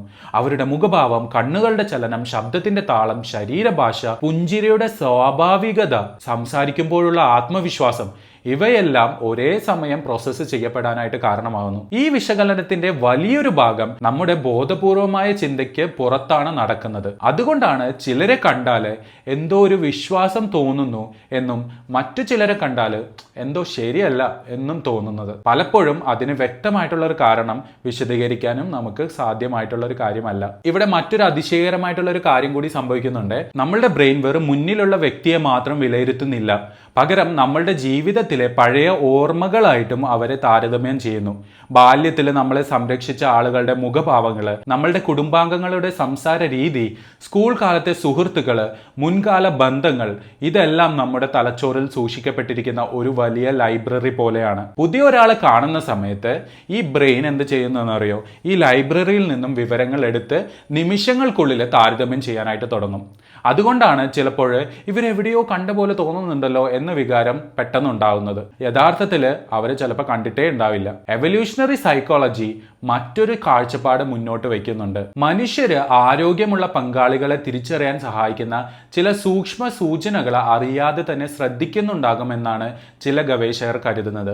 ഉദാഹരണത്തിന് മുഖത്തിന്റെ ഫീച്ചേഴ്സ്, അല്ലെങ്കിൽ ചർമ്മത്തിന്റെ ആരോഗ്യം, ശബ്ദത്തിന്റെ ചില പ്രത്യേകതകൾ, ശരീരഭാഷയിലുള്ള ആ ഒരു ഊർജം, ഇവ ആരോഗ്യത്തെക്കുറിച്ചുള്ള ഒരു ഇൻഡയറക്റ്റ് ആയിട്ടുള്ള വിവരങ്ങളായിരിക്കാം നൽകുന്നുണ്ടാവുക. ആൻഡ് മറ്റൊരു തെറ്റിദ്ധാരണയിലും നമ്മൾ എത്തുന്നുണ്ട് ഓപ്പോസിറ്റ് അട്രാക്ട്സ് എന്നുള്ള ഒരു കാര്യം. അതായത് പരസ്പരം പൂർണ്ണമായും വ്യത്യസ്തരായിട്ടുള്ള ആളുകളാണ് കൂടുതൽ ആകർഷിക്കപ്പെടുന്നത് എന്നൊരു വിശ്വാസം നമ്മൾ എപ്പോഴും പറയുന്നതായിട്ട് കേട്ടിട്ടില്ലേ? സിനിമകളിലും നോവലുകളിലും ഈ ആശയം വളരെ ജനപ്രിയമാക്കിയിട്ടുമുണ്ട്. എന്നാൽ യഥാർത്ഥ ഗവേഷണങ്ങൾ പറയുന്നത് കുറച്ച് വ്യത്യസ്തമായിട്ടുള്ള കാര്യമാണ്. ദീർഘകാല ബന്ധങ്ങളിലെ ജീവിത മൂല്യങ്ങൾ, വിദ്യാഭ്യാസം, സാമൂഹിക പശ്ചാത്തലം, ഹാസ്യബോധം, മതിയായ ആശയവിനിമയം, പരസ്പര ബഹുമാനം ഇവയിൽ സാമ്യമുള്ള ദമ്പതികളാണെങ്കിൽ കൂടുതൽ സ്ഥിരതയുള്ള ബന്ധങ്ങൾ രൂപപ്പെടുത്തുന്ന പ്രവണത കാണിക്കുന്നുണ്ട്. അതായത് ആകർഷണം ആരംഭിക്കുന്നത് ഒരു കാരണത്തിലാകാം, പക്ഷേ ഒരു ബന്ധം നിലനിർത്തുന്നത് പൂർണ്ണമായും മറ്റൊരു കാരണത്തിലൂടെയാണ്. ഇന്ന് പലരും പ്രണയത്തെ ഒരു ഡേറ്റിംഗ് ആപ്പിലൂടെയാണ് ആരംഭിക്കുന്നത്. ഒരു ഫോട്ടോ, കുറച്ച് വരികളുള്ള ഒരു ബയോ, ഇടത്തോട്ടോ വലത്തോട്ടോ സ്വൈപ്പ് ചെയ്യുന്നു, സെക്കൻഡുകൾക്കുള്ളിൽ ഒരു മനുഷ്യന്റെ സാധ്യതകൾ വിലയിരുത്തപ്പെടുന്നു. അപ്പോൾ സാങ്കേതിക വിദ്യ നമ്മുടെ ജീവിതം മാറ്റിമറിച്ചിട്ടുണ്ടെങ്കിലും ഒരു പ്രധാന കാര്യം അതിന് ഇന്നും ചെയ്യാൻ കഴിഞ്ഞിട്ടില്ല. അതായത് രണ്ടാളുകൾ നേരിൽ കണ്ടുമുട്ടുമ്പോൾ ഉണ്ടാകുന്ന മുഴുവൻ അനുഭവങ്ങളും ഡിജിറ്റലായിട്ട് പകർത്താനായിട്ട് ഒരിക്കലും പറ്റില്ല. ഒരു സ്ക്രീൻ നിങ്ങളുടെ ശരീരഭാഷ മുഴുവനായിട്ട് കാണിക്കാൻ പറ്റില്ല. നിങ്ങളുടെ ശബ്ദത്തിലെ സൂക്ഷ്മമായ മാറ്റങ്ങൾ പകർത്താൻ കഴിയില്ല. നിങ്ങളുടെ സ്വാഭാവിക ബോഡി ഓർഡർ കൈമാറാൻ കഴിയില്ല. ഏറ്റവും പ്രധാനമായിട്ട് ഒരുമിച്ച് ചിലവഴിച്ച സമയത്തിലൂടെ രൂപപ്പെടുന്ന വിശ്വാസം സൃഷ്ടിക്കാനും കഴിയില്ല. അതുകൊണ്ടാണ് ചിലപ്പോൾ ഡേറ്റിംഗ് ആപ്പിൽ ഒരു പെർഫെക്റ്റ് മാച്ച് എന്ന് തോന്നുന്ന രണ്ടാളുകൾ നേരിട്ട് കാണുന്ന സമയത്ത് യാതൊരുവിധ കണക്ഷനും അനുഭവിക്കാതിരിക്കുന്നത്. മറ്റു ചിലര് പ്രൊഫൈലിൽ വലിയ ആകർഷണം തോന്നാതിരുന്ന രണ്ടുപേര് നേരിട്ട് കണ്ട സമയത്ത് ശക്തമായിട്ടുള്ള ഒരു ബന്ധം രൂപപ്പെടുന്നതും ചെയ്യുന്നു. മനുഷ്യന്റെ തലച്ചോറ് ഒരു അൽഗോരിതത്തിനേക്കാൾ സങ്കീർണമായിട്ടുള്ള ഒരു കാര്യമാണ്. കാരണം അത് ഡാറ്റ മാത്രം പ്രോസസ്സ് ചെയ്യുന്നില്ല, അനുഭവങ്ങളും വികാരങ്ങളും കൂടി ചേർത്ത് അതിനൊരു അർത്ഥം നിർമ്മിക്കുകയാണ് ചെയ്യുന്നത്. ഇവിടെ മറ്റൊരു തെറ്റിദ്ധാരണയും പൊളിച്ചെഴുതേണ്ടതായിട്ടുണ്ട്. ലവ് അറ്റ് ഫസ്റ്റ് സൈറ്റ് എന്ന് പറഞ്ഞിട്ടുള്ള ഒരു കാര്യം. ശാസ്ത്രം പറയുന്നത് അത് വളരെ റെയർ ആണെന്നുള്ളതാണ്. ആദ്യ നോട്ടത്തിൽ ഒരു സ്ട്രോങ് അട്രാക്ഷൻ ഉണ്ടാവാം, ശക്തമായ കൗതുകം ഉണ്ടാകാം, ആ വ്യക്തിയെ വീണ്ടും കാണണമെന്നുള്ളൊരു ആഗ്രഹം ഉണ്ടാകാം. പക്ഷേ യഥാർത്ഥ പ്രണയം എന്നത് വിശ്വാസം, പരസ്പരം മനസ്സിലാക്കൽ, പങ്കിട്ട അനുഭവങ്ങൾ, സുരക്ഷിതത്വം, സമയത്തിനോടൊപ്പമുള്ള ഇമോഷണൽ ബോണ്ടിങ് എന്നിവ ചേർന്നാണ് വളരുന്നത്. ഇതുവരെ നമ്മൾ മനുഷ്യന്റെ പങ്കാളി തിരഞ്ഞെടുപ്പിനെ കുറിച്ചാണ് സംസാരിച്ചത്. എന്നാൽ ഇവിടെ ഒരു അവസാനമായിട്ടുള്ളൊരു ചോദ്യമുണ്ട്. ഒരുപക്ഷെ മനുഷ്യൻ ഈ ക്ലാസിക്കൽ ഫിറമോൺസ് ഉപയോഗിക്കുന്നില്ലെങ്കിലും, അതായത് മനുഷ്യരിൽ ഈ ഫിറമോൺസ് ഇല്ലെങ്കിലും, നമ്മുടെ ശരീരം ഇന്നും മറ്റുള്ളവർക്ക് ചില സൂക്ഷ്മ ബയോളജിക്കൽ സിഗ്നൽസ് അയക്കുന്നുണ്ടോ? ഉദാഹരണത്തിന് ഒരാൾക്ക് പനിയുണ്ടെങ്കിൽ, അല്ലെങ്കിൽ വൈറസ് ബാധിച്ചിട്ടുണ്ടെങ്കിൽ, അല്ലെങ്കിൽ എന്തെങ്കിലും ഒരു രോഗം ബാധിച്ചിട്ടുണ്ടെങ്കിൽ ആ രോഗത്തിന്റെ ആദ്യഘട്ടത്തിൽ മറ്റുള്ളവർക്ക് അത് അറിയാൻ കഴിയുമോ? അല്ലെങ്കിൽ അത് തിരിച്ചറിയാൻ കഴിയുമോ? എങ്ങനെയാണ് ഒരാൾക്ക് മറ്റൊരാൾക്ക് വന്ന രോഗം മനസ്സിലാക്കാൻ കഴിയുന്നത്? പണ്ട് രോഗം കണ്ടെത്താൻ ഒരു ബ്ലഡ് ടെസ്റ്റ് മാത്രമേ ഉണ്ടായിരുന്നുള്ളൂ. എന്നാൽ ഇന്ന് ചില ശാസ്ത്രജ്ഞന്മാർ വിശ്വസിക്കുന്നത് ഒരു നാള് ഒരു ശരീരത്തിന്റെ ഗന്ധം എന്ന് പറയുന്നത്, അല്ലെങ്കിൽ മനുഷ്യ ശരീരത്തിന്റെ ഗന്ധം മാത്രം വിശകലനം ചെയ്ത് രോഗങ്ങൾ കണ്ടെത്താൻ കഴിയുമെന്നുള്ളതാണ്. ഇതൊരു സയൻസ് ഫിക്ഷൻ പോലെയൊന്നും പറയുന്നതല്ല. ഇതിനെക്കുറിച്ചുള്ള ആദ്യ തെളിവുകൾ ഇതിനോടകം തന്നെ ലഭിച്ചു കഴിഞ്ഞു. നമ്മൾ അടുത്തതായിട്ട് മനുഷ്യ ശരീരം പറയുന്ന അദൃശ്യ സന്ദേശങ്ങൾ മെഡിസിനിൽ എങ്ങനെ വായിക്കാൻ ശ്രമിക്കുന്നു എന്ന് നമുക്ക് കാണാം. നമ്മുടെ ശരീരം സംസാരിക്കുമോ? ഈ വീഡിയോയുടെ തുടക്കത്തിൽ നമ്മൾ ചോദിച്ചൊരു ചോദ്യം അതായിരുന്നു. ഇതുവരെ നമ്മൾ മനസ്സിലാക്കിയത് മനുഷ്യരിൽ യഥാർത്ഥ ഫിറമോൺസ് ഉണ്ടെന്നതിന് ഇപ്പോഴും ശക്തമായിട്ടുള്ള തെളിവുകൾ ഇല്ല എന്നുള്ളതാണ്. പക്ഷേ അതുകൊണ്ട് മാത്രം മനുഷ്യ ശരീരം കെമിക്കൽ സിഗ്നൽസ് പുറപ്പെടുവിക്കുന്നില്ല എന്ന് പറയാൻ പറ്റത്തില്ല. വാസ്തവത്തിൽ ഓരോ സെക്കൻഡിലും നമ്മളുടെ ശരീരത്തിലെ കോടിക്കണക്കിന് കോശങ്ങൾ പ്രവർത്തിക്കുന്നുണ്ട്. അവ ഭക്ഷണം ദഹിപ്പിക്കുന്നുണ്ട്, ഊർജം നിർമ്മിക്കുന്നുണ്ട്, പഴയ കോശങ്ങളെ മാറ്റി സ്ഥാപിക്കുന്നു, അതുപോലെ തന്നെ രോഗാണുക്കളോട് പോരാടുന്നു. ഈ മുഴുവൻ ജൈവ പ്രവർത്തനങ്ങളുടെയും ഭാഗമായി ആയിരക്കണക്കിന് ചെറിയ കെമിക്കൽ മോളിക്യൂൾസ് ശരീരത്തിൽ നിന്നും പുറത്ത് എത്തുന്നുണ്ട്. നമ്മൾ ശ്വസിക്കുന്ന വായുവിലും വിയർപ്പിലും ചർമ്മത്തിലും ഇവയിൽ പലതും നമ്മുടെ മൂക്കിന് തിരിച്ചറിയാൻ പോലും കഴിയാത്തത്ര സൂക്ഷ്മമായിട്ടുള്ള കാര്യവും കൂടിയാണ്. ഒരു നിമിഷം നിങ്ങളൊന്ന് ആലോചിച്ച് നോക്കൂ. നിങ്ങൾക്കൊരു ചെറിയ വൈറസ് ബാധിച്ചു. നിങ്ങൾക്ക് ഇതുവരെ പനിയില്ല, ചുമയില്ല, ഒരു ലക്ഷണവും പ്രകടമായിട്ടില്ല. എന്നാൽ നിങ്ങളുടെ ശരീരത്തിനുള്ളിൽ രോഗപ്രതിരോധ സംവിധാനം ഇതിനോടകം തന്നെ പ്രവർത്തനം ആരംഭിച്ചു കഴിഞ്ഞിട്ടുണ്ടാകും. കോശങ്ങളുടെ രാസപ്രവർത്തനങ്ങൾ മാറുന്നുണ്ട്. ചില പുതിയ വോളറ്റൈൽ ഓർഗാനിക് കോമ്പൗണ്ട്സ് അഥവാ വോക്സ് ശരീരത്തിൽ നിന്നും പുറപ്പെടുവിക്കാനായിട്ട് തുടങ്ങുന്നു. നിങ്ങൾക്ക് ഇതൊന്നും അറിയില്ല, പക്ഷേ സിദ്ധാന്തപരമായിട്ട് വളരെ സൂക്ഷ്മമായ ഒരു കെമിക്കൽ സെൻസറിന് ഈ മാറ്റം തിരിച്ചറിയാൻ കഴിഞ്ഞേക്കാം. ഇതാണ് ഇന്നത്തെ മെഡിക്കൽ ഗവേഷണത്തിലെ ഏറ്റവും ആവേശകരമായ ഒരു മേഖലകളിലൊന്ന്. ഈ കഥയിലെ ഏറ്റവും പ്രശസ്തമായ ഒരു വ്യക്തി എന്ന് പറയുന്നത് ഒരു ശസ്ത്രജ്ഞയല്ല, ഒരു ഡോക്ടറുമല്ല, സ്കോട്ട്ലൻഡിൽ നിന്നുള്ള ഒരു സാധാരണ വ്യക്തിയാണ്, ഒരു സാധാരണ വനിത, ജോയ് മിൽനി. വർഷങ്ങൾക്ക് മുമ്പ് തൻ്റെ ഭർത്താവിൻ്റെ ശരീരഗന്ധത്തിൽ ഒരു വിചിത്രമായ മാറ്റം അവർ ശ്രദ്ധിച്ചു. മറ്റാർക്കും അത് മനസ്സിലായില്ല. പക്ഷെ ജോയ് പറഞ്ഞു അദ്ദേഹത്തിൻ്റെ ശരീരത്തിൽ മുമ്പുണ്ടായിരുന്നതിൽ നിന്ന് വ്യത്യസ്തമായുള്ള ഒരു പ്രത്യേക ഗന്ധം വന്നു തുടങ്ങുന്നുണ്ട് എന്ന്. കുറച്ച് വർഷങ്ങൾക്ക് ശേഷം അദ്ദേഹത്തിന് പാർക്കിൻസൺ ഡിസീസ് സ്ഥിരീകരിക്കുകയാണ് ചെയ്തത്. പിന്നീട് ഗവേഷകർ ജോയുടെ ഈ അസാധാരണ കഴിവിനെ കുറിച്ച് പഠിച്ച സമയത്ത് പരീക്ഷണങ്ങളിൽ പാർക്കിൻസൺ രോഗികളുടെയും ആരോഗ്യമുള്ളവരുടെയും വസ്ത്രങ്ങൾ മണത്ത് വേർതിരിക്കാൻ അവർക്ക് പലപ്പോഴും കഴിഞ്ഞു. ഈ സംഭവം ശാസ്ത്രലോകത്തെ വളരെയധികം അമ്പരിപ്പിച്ചു. കാരണം രോഗങ്ങൾ ശരീരത്തിന് കെമിക്കൽ സിഗ്നേച്ചർ നൽകുന്നുണ്ടെങ്കിൽ ആശയങ്ങൾ കൂടുതൽ ഗൗരവമായിട്ട് പഠിക്കേണ്ടതായിട്ടുണ്ട്. ഇവിടെ ഒരു കാര്യം പ്രത്യേകം ശ്രദ്ധിക്കണം. അതായത് ജോയുടെ കഴിവ് അസാധാരണമാണ്. അത് എല്ലാ മനുഷ്യർക്കും ഉണ്ടെന്നുള്ളതിന് തെളിവില്ല. എന്നാൽ അവരുടെ അനുഭവം ഒരു വലിയ ഗവേഷണ ചോദ്യത്തിന് തുടക്കമിടുകയാണ് ചെയ്തത്. പാർക്കിൻസൺ ഡിസീസ് പോലുള്ള രോഗങ്ങളെ ശരീരത്തിൽ നിന്നും പുറത്തുവിടുന്ന ഈ വോക്സ് ഉണ്ടല്ലോ, വോളറ്റൈൽ ഓർഗാനിക് കോമ്പൗണ്ട്സ്, അതിൻ്റെ പാറ്റേൺസ് മാറ്റുന്നുണ്ട്. പല ഗവേഷണ സംഘങ്ങളും ഈ സാധ്യത പരിശോധിച്ചു കൊണ്ടിരിക്കുകയാണ്. ചില പഠനങ്ങളാണെങ്കിൽ പ്രതീക്ഷ നൽകുന്ന ഫലങ്ങൾ ലഭിച്ചിട്ടുമുണ്ട്. എന്നാൽ ഇത് ഇപ്പോഴും വികസിച്ചു കൊണ്ടിരിക്കുന്ന ഒരു ശാസ്ത്രം മാത്രമാണ്. അന്തിമ നിഗമനത്തിലേക്ക് എത്താൻ കൂടുതൽ പഠനങ്ങൾ ആവശ്യമാണ്. ഇപ്പോൾ മറ്റൊരു ജീവിയെക്കുറിച്ച് സംസാരിക്കാം. അതായത് മനുഷ്യൻ്റെ ഏറ്റവും പഴയ സുഹൃത്താണ് നായ എന്ന് പറയുന്നത്. ഒരു നായയുടെ മൂക്കിൽ ഏകദേശം 3000 മില്യൺ ഓൾഫാക്ടറി റിസപ്റ്റേഴ്സ് ഉണ്ട്. അതായത് ഗന്ധം മനസ്സിലാക്കാൻ സഹായിക്കുന്ന റിസപ്റ്റേഴ്സ്. പക്ഷെ മനുഷ്യരിൽ അത് വെറും 6 മില്യൺ മാത്രമാണ് ഉള്ളത്. 5 to 6 മില്യൺ. അതായത് ഗന്ധലോകത്തിൽ ഒരു നായ ജീവിക്കുന്നത് നമ്മൾ സങ്കല്പിക്കാനാവാത്ത അത്ര സമ്പന്നമായിട്ടുള്ള ഒരു ലോകത്താണ്. അതുകൊണ്ടാണ് ഇന്ന് ലോകത്തിൽ പല ഭാഗങ്ങളിലും പരിശീലനം ലഭിച്ച നായ്കളെ ഉപയോഗിച്ച് ചില ക്യാൻസറുകളുടെ സാന്നിധ്യം പോലും തിരിച്ചറിയാൻ ഉപയോഗിക്കുന്നത്. ചില ഡയബറ്റീസ് ഉള്ള രോഗികളിൽ ബ്ലഡ് ഷുഗർ ലെവൽ അപകടകരമായ രീതിയിൽ കുറയുന്ന നിമിഷം മുൻകൂട്ടി മനസ്സിലാക്കാൻ സഹായിക്കുന്നത്. ചില സാഹചര്യങ്ങളിൽ ചില ഡെഡ്ലി വൈറസിനെ പോലും ബാധിച്ചവരെ തിരിച്ചറിയാൻ പരീക്ഷണങ്ങൾ നടന്നിട്ടുണ്ട്. എല്ലാ സാഹചര്യങ്ങളിലും ഇത് ക്ലിനിക്കൽ സ്റ്റാൻഡേർഡ് ആയിട്ട് അംഗീകരിക്കപ്പെട്ടിട്ടില്ല. പക്ഷെ ഗവേഷണ ഫലങ്ങൾ വളരെ പ്രതീക്ഷ നൽകുന്ന ഒന്ന് തന്നെയാണ്. ഇവിടെ നിന്നാണ് ഒരു പുതിയ സാങ്കേതിക വിദ്യ ജനിക്കുന്നത്. ഇലക്ട്രോണിക് നോസ് എന്ന് പറഞ്ഞിട്ടുണ്ടെങ്കിൽ, അല്ലെങ്കിൽ ഈ നോസ്, പേര് കേൾക്കുമ്പോൾ ഒരു സയൻസ് ഫിക്ഷൻ ഒക്കെ പോലെ തോന്നാം. യഥാർത്ഥത്തിൽ ഇത് നിരവധി കെമിക്കൽ സെൻസേഴ്സ് ചേർന്ന ഒരു അതിസൂക്ഷ്മ വിശകലന സംവിധാനമാണ്.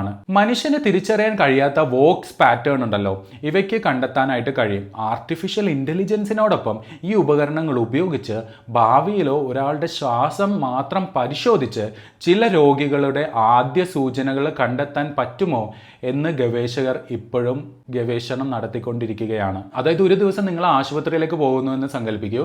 ബ്ലഡ് ടെസ്റ്റുകൾക്ക് പകരം അതിന് മുമ്പായിട്ട് ഡോക്ടർ നിങ്ങളോട് ഒരു ചെറിയ സെൻസറിലേക്ക് 10 സെക്കൻഡ് ശ്വാസം വിടാനായിട്ട് പറയുകയാണ്. ഏതാനും നിമിഷങ്ങൾക്കുള്ളിൽ ആർട്ടിഫിഷ്യൽ ഇൻ്റലിജൻസ് നിങ്ങളുടെ ശ്വാസത്തിലെ കെമിക്കൽ പ്രൊഫൈല് വിശകലനം ചെയ്യുകയാണ് ചെയ്യുന്നത്. ചില മെറ്റബോളിക് ഡിസോർഡേഴ്സിൻ്റെ സാധ്യത, ചില ലങ് ഡിസീസസിൻ്റെ സൂചന, ഒരുപക്ഷെ ചില ന്യൂറോളജിക്കൽ കണ്ടീഷൻസിൻ്റെ ആദ്യഘട്ട മാറ്റങ്ങൾ വരെ അത് കണ്ടെത്താനായിട്ട് കഴിയും. ഇപ്പോൾ സാധ്യമാകുന്നു എന്നുള്ളതല്ല, പക്ഷെ ഗവേഷണം മുമ്പോട്ട് പോകുന്ന ദിശ ഇതാണ്. ഒരിക്കൽ സ്റ്റെതസ്കോപ്പ് വൈദ്യശാസ്ത്രത്തെ മാറ്റിമറിച്ച പോലെ കെമിക്കൽ ഡയഗ്നോസ്റ്റിക്സ് എന്ന് പറയുന്നത് ഭാവിയിലെ മെഡിസിനെ തന്നെ മാറ്റിമറിക്കുമോ എന്ന് ചോദിക്കുന്ന ചോദ്യമാണ് ഇന്ന് ശാസ്ത്രലോകം അന്വേഷിച്ചുകൊണ്ടിരിക്കുന്നത്. ഇവിടെയാണ് ഒരു വലിയ തത്വചിന്തപരമായിട്ടുള്ള ചോദ്യം ഉയരുന്നത്. ഒരിക്കൽ മനുഷ്യർ കണ്ണുകൊണ്ട് മാത്രം രോഗം തിരിച്ചറിയാനായിട്ട് ശ്രമിച്ചിട്ടുണ്ട്. പിന്നീട് മൈക്രോസ്കോപ്പ് കണ്ടുപിടിച്ചു. തുടർന്ന് DNA സീക്വൻസിങ് വന്നു. ഇപ്പോൾ കെമിക്കൽ ഫിംഗർ പ്രിന്റ്സ് പഠിക്കാനും നാം തുടങ്ങിയിരിക്കുകയാണ്. ഓരോ പുതിയ സാങ്കേതിക വിദ്യയും മനുഷ്യ ശരീരത്തിനെ കുറിച്ചുള്ള നമ്മുടെ ധാരണയെ കൂടുതലായിട്ട് ആഴത്തിൽ മനസ്സിലാക്കാൻ സഹായിച്ചു കൊണ്ടിരിക്കുകയാണ്. ഒരുപക്ഷെ ഭാവിയിൽ ഇന്ന് നമുക്ക് അദൃശ്യമായ പല സന്ദേശങ്ങളും വളരെ സാധാരണമായ മെഡിക്കൽ വിവരങ്ങളായിട്ട് മാറിക്കൊണ്ടിരിക്കാം. ഈ ഡോക്യുമെന്ററിയുടെ തുടക്കത്തിൽ നമ്മൾ വളരെ ലളിതമായിട്ടുള്ളൊരു ചോദ്യം ചോദിച്ചിരുന്നു. എന്തുകൊണ്ടാണ് ചിലരെ ആദ്യ നിമിഷത്തിൽ തന്നെ നമുക്ക് ഇഷ്ടപ്പെടുന്നത്? ആ ചോദ്യത്തിന് ഉത്തരം കണ്ടെത്താൻ നമ്മളൊരു അസാധാരണമായൊരു യാത്ര നടത്തുകയാണ് ചെയ്തത്. ജർമ്മനിയിലെ ഒരു ചെറിയ ലബോറട്ടറിയിൽ നിന്ന് തുടങ്ങി ഒരു സിൽക്ക് മോത്തിൻ്റെ ചിറകുകൾക്കിടയിലൂടെ കടന്നുപോയി ഉറുമ്പുകളുടെ കെമിക്കൽ ഹൈവേകൾക്കൂടെ സഞ്ചരിച്ചു. തേനീച്ചകളുടെ സാമ്രാജ്യത്തിലെ രാജ്ഞി എങ്ങനെ സമൂഹത്തെ നിയന്ത്രിക്കുന്നുവെന്ന് കണ്ടു. പാമ്പുകൾ അവരുടെ നാവ് ഉപയോഗിച്ച് ലോകത്തെ എങ്ങനെ വായിക്കുന്നു എന്ന് മനസ്സിലാക്കി. മനുഷ്യ ശരീരത്തിൻ്റെ മൂക്കിനുള്ളിലെ വൊമറോനേസൽ ഓർഗൻ്റെ വിവാദങ്ങളെപ്പറ്റി പരിശോധിച്ചു. ടീഷർട്ട് എക്സ്പെരിമെൻറ്റിൻ്റെ ആവേശവും അതിൻ്റെ പരിമിതികളെപ്പറ്റി കണ്ടു. കോടിക്കണക്കിന് രൂപയുടെ ഫിറമോൺ പെർഫ്യൂം ഇൻഡസ്ട്രിയും അവരുടെ അവകാശവാദങ്ങളെപ്പറ്റിയും കണ്ടു. ഒടുവിൽ നമ്മുടെ സ്വന്തം തലച്ചോറിനുള്ളിലേക്ക് കടന്ന് പ്രണയത്തിൻ്റെ യഥാർത്ഥ കെമിസ്ട്രി എന്താണെന്നുള്ളത് മനസ്സിലാക്കാൻ ശ്രമിച്ചു. ഇനി ബാക്കിയുള്ളത് ഒരു കാര്യം കൂടിയാണ്, ഈ മുഴുവൻ യാത്രയുടെ വിധി പറയുക എന്നുള്ളൊരു കാര്യം. അപ്പോൾ മനുഷ്യർക്ക് യഥാർത്ഥ ഫിറമോൺസ് ഉണ്ടോ? ഇന്ന് ലഭ്യമായ ശാസ്ത്രീയ തെളിവുകളുടെ അടിസ്ഥാനത്തിൽ ഏറ്റവും സത്യസന്ധമായ ഉത്തരം ഇതാണ്: ഇതുവരെ ഒരു യഥാർത്ഥ ഹ്യൂമൻ ഫിറമോൺ ശാസ്ത്രീയപരമായിട്ട് തിരിച്ചറിഞ്ഞിട്ടില്ല.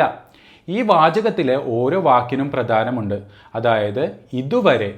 കാരണം ശാസ്ത്രം ഒരു വാതിലും എന്നേക്കായിട്ട് അടച്ചു വെച്ചിട്ടൊന്നുമില്ല. പുതിയ തെളിവുകൾ വന്നാൽ നിഗമനങ്ങൾ മാറാം. പക്ഷേ ഇന്നത്തെ അറിവിൻ്റെ അടിസ്ഥാനത്തിൽ ഒരു പ്രത്യേക കെമിക്കൽ മനുഷ്യരിൽ സ്ഥിരതയോടെയും ആവർത്തിക്കുന്ന രീതിയിലും എല്ലാവരിലും ഒരേ ബയോളജിക്കൽ റെസ്പോൺസ് ഉണ്ടാക്കുന്നു എന്ന് തെളിഞ്ഞിട്ടില്ല. എന്നാൽ ഇതിൻ്റെ അർത്ഥം ശരീരഗന്ധം മനുഷ്യ ശരീരത്തിൽ യാതൊരുവിധ പങ്കും വഹിക്കുന്നില്ല എന്നുള്ളതല്ല.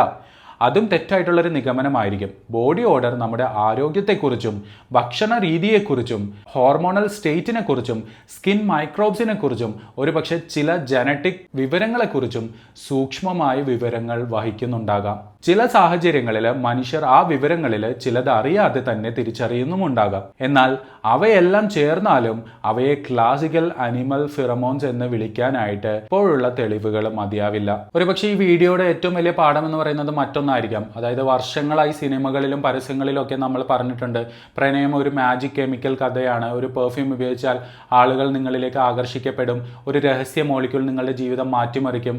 പക്ഷേ യഥാർത്ഥ ബയോളജി അതിനേക്കാൾ അത്ഭുതകരമാണ്. കാരണം മനുഷ്യൻ്റെ ആകർഷണം ഒരൊറ്റ മോളിക്യൂൾസിൻ്റെ കഥയല്ല എന്നുള്ളതാണ്. അത് കോടിക്കണക്കിന് വർഷത്തെ എവല്യൂഷൻ്റെ കഥയാണ്. ആയിരക്കണക്കിന് ജീൻസിൻ്റെ കഥയാണ്. ലക്ഷക്കണക്കിന് ന്യൂറോൺസിൻ്റെ കഥയാണ്. ബാല്യകാല ഓർമ്മകളുടെ കഥയാണ്. സംസ്കാരത്തിൻ്റെ കഥയാണ്. ജീവിതാനുഭവങ്ങളുടെ കഥയാണ്. ഇതെല്ലാം ചേർന്നാണ് ഓരോ മനുഷ്യനും മറ്റൊരാൾ കാണുന്ന രീതി രൂപപ്പെട്ടിരിക്കുന്നത്. നമ്മുടെ തലച്ചോറ് ഒരാളെ വിലയിരുത്തുമ്പോൾ അത് വെറും ഗന്ധം മാത്രം വായിക്കുന്നില്ല. മുഖഭാവം വായിക്കുന്നു, ശബ്ദം കേൾക്കുന്നു, ശരീരഭാഷ മനസ്സിലാക്കുന്നു, ശരീരത്തിൻ്റെ ആത്മാർത്ഥത അളക്കുന്നു, വിശ്വാസത രൂപപ്പെടുത്തുന്നു, പഴയ ഓർമ്മകളായിട്ട് താരതമ്യം ചെയ്യുന്നു, ഭാവിയെ സങ്കല്പിക്കുന്നു. ഇതെല്ലാം ചില സെക്കൻഡുകൾക്കുള്ളിൽ സംഭവിക്കുന്നു. അതുകൊണ്ടാണ് മനുഷ്യപ്രണയം ഒരു കെമിക്കൽ റിയാക്ഷൻ മാത്രമല്ല, അത് biology, psychology, memory, society, culture എന്നിങ്ങനെയെല്ലാം ചേർത്ത് വെച്ച് എഴുതിയ ഒരു മഹത്തായ കഥയാണെന്ന് പറയുന്നത്. ഇനി അടുത്ത തവണ നിങ്ങളൊരു അപരിചിതനെ കാണുമ്പോൾ അവർ നിങ്ങളെ നോക്കി പുഞ്ചിരിക്കുമ്പോൾ നിങ്ങളുടെ മനസ്സിലൊരു ചെറിയ കൗതുകം ജനിക്കുമ്പോൾ ഇത് ഫിറമോൺസ് ആണോ എന്ന് ചിന്തിക്കണോ വേണ്ടെന്നുള്ളത് നിങ്ങൾ തീരുമാനിച്ചോ. ഈ യൂണിവേഴ്സിൽ ഇന്ന് നമുക്ക് പൂർണ്ണമായി വായിച്ചു തീർക്കാൻ കഴിയാത്ത ഒരു ഭാഷയുണ്ട്. അത് നക്ഷത്രങ്ങളുടെ ഭാഷ മാത്രമല്ല, സമുദ്രങ്ങളുടെ ഭാഷ മാത്രമല്ല, നമ്മുടെ സ്വന്തം ശരീരത്തിന്റെ ഭാഷയാണ്. ആ ഭാഷയിലെ ചില വാക്കുകൾ നമ്മൾ വായിച്ചു കഴിഞ്ഞു, ചില വാക്യങ്ങൾ മനസ്സിലാക്കി. പക്ഷെ മുഴുവൻ കഥ ഇന്നും എഴുതപ്പെട്ടുകൊണ്ടിരിക്കുക തന്നെയാണ്. ഈ വീഡിയോ നിങ്ങൾക്ക് ഇഷ്ടപ്പെട്ടിട്ടുണ്ടെങ്കിൽ അതൊരു ലൈക്ക് കൊണ്ട് മാത്രം അവസാനിപ്പിക്കരുതെന്നാണ് ഞാൻ പറയുന്നത്. നിങ്ങളുടെ അഭിപ്രായം കമന്റിൽ അറിയിക്കൂ. ഫിറമോൺസിനെ പറ്റിയും അതിൻ്റെ അട്രാക്ഷനൊക്കെ പറ്റി നിങ്ങൾ വിശ്വസിക്കുന്നുണ്ടോ ഇല്ലയോ, അല്ലെങ്കിൽ നിങ്ങൾക്ക് അങ്ങനെ ഫീൽ ചെയ്തിട്ടുണ്ടോ എന്നുള്ള കാര്യങ്ങളൊക്കെ കമന്റ്സിൽ അറിയിക്കൂ. അതോ മനുഷ്യപ്രണയം കെമിസ്ട്രിയേക്കാൾ വളരെ സങ്കീർണമായ ഒന്നായിട്ട് തോന്നുന്നുണ്ടോ? അടുത്ത ഡോക്യുമെന്ററിയിൽ മനുഷ്യ ശരീരവും പരിണാമവും മനുഷ്യശാസ്ത്രവും ചേർന്ന മറ്റൊരു അത്ഭുതകരമായിട്ടുള്ള രഹസ്യവുമായിട്ട് നമുക്ക് വീണ്ടും കണ്ടുമുട്ടാം. അതുവരെ ശാസ്ത്രത്തെ ചോദ്യം ചെയ്യൂ, തെളിവുകളെ പിന്തുടരൂ. കാരണം ഓരോ വലിയ കണ്ടെത്തലും ആരംഭിച്ചത് ഒരു ചെറിയ ചോദ്യത്തിൽ നിന്നാണ്.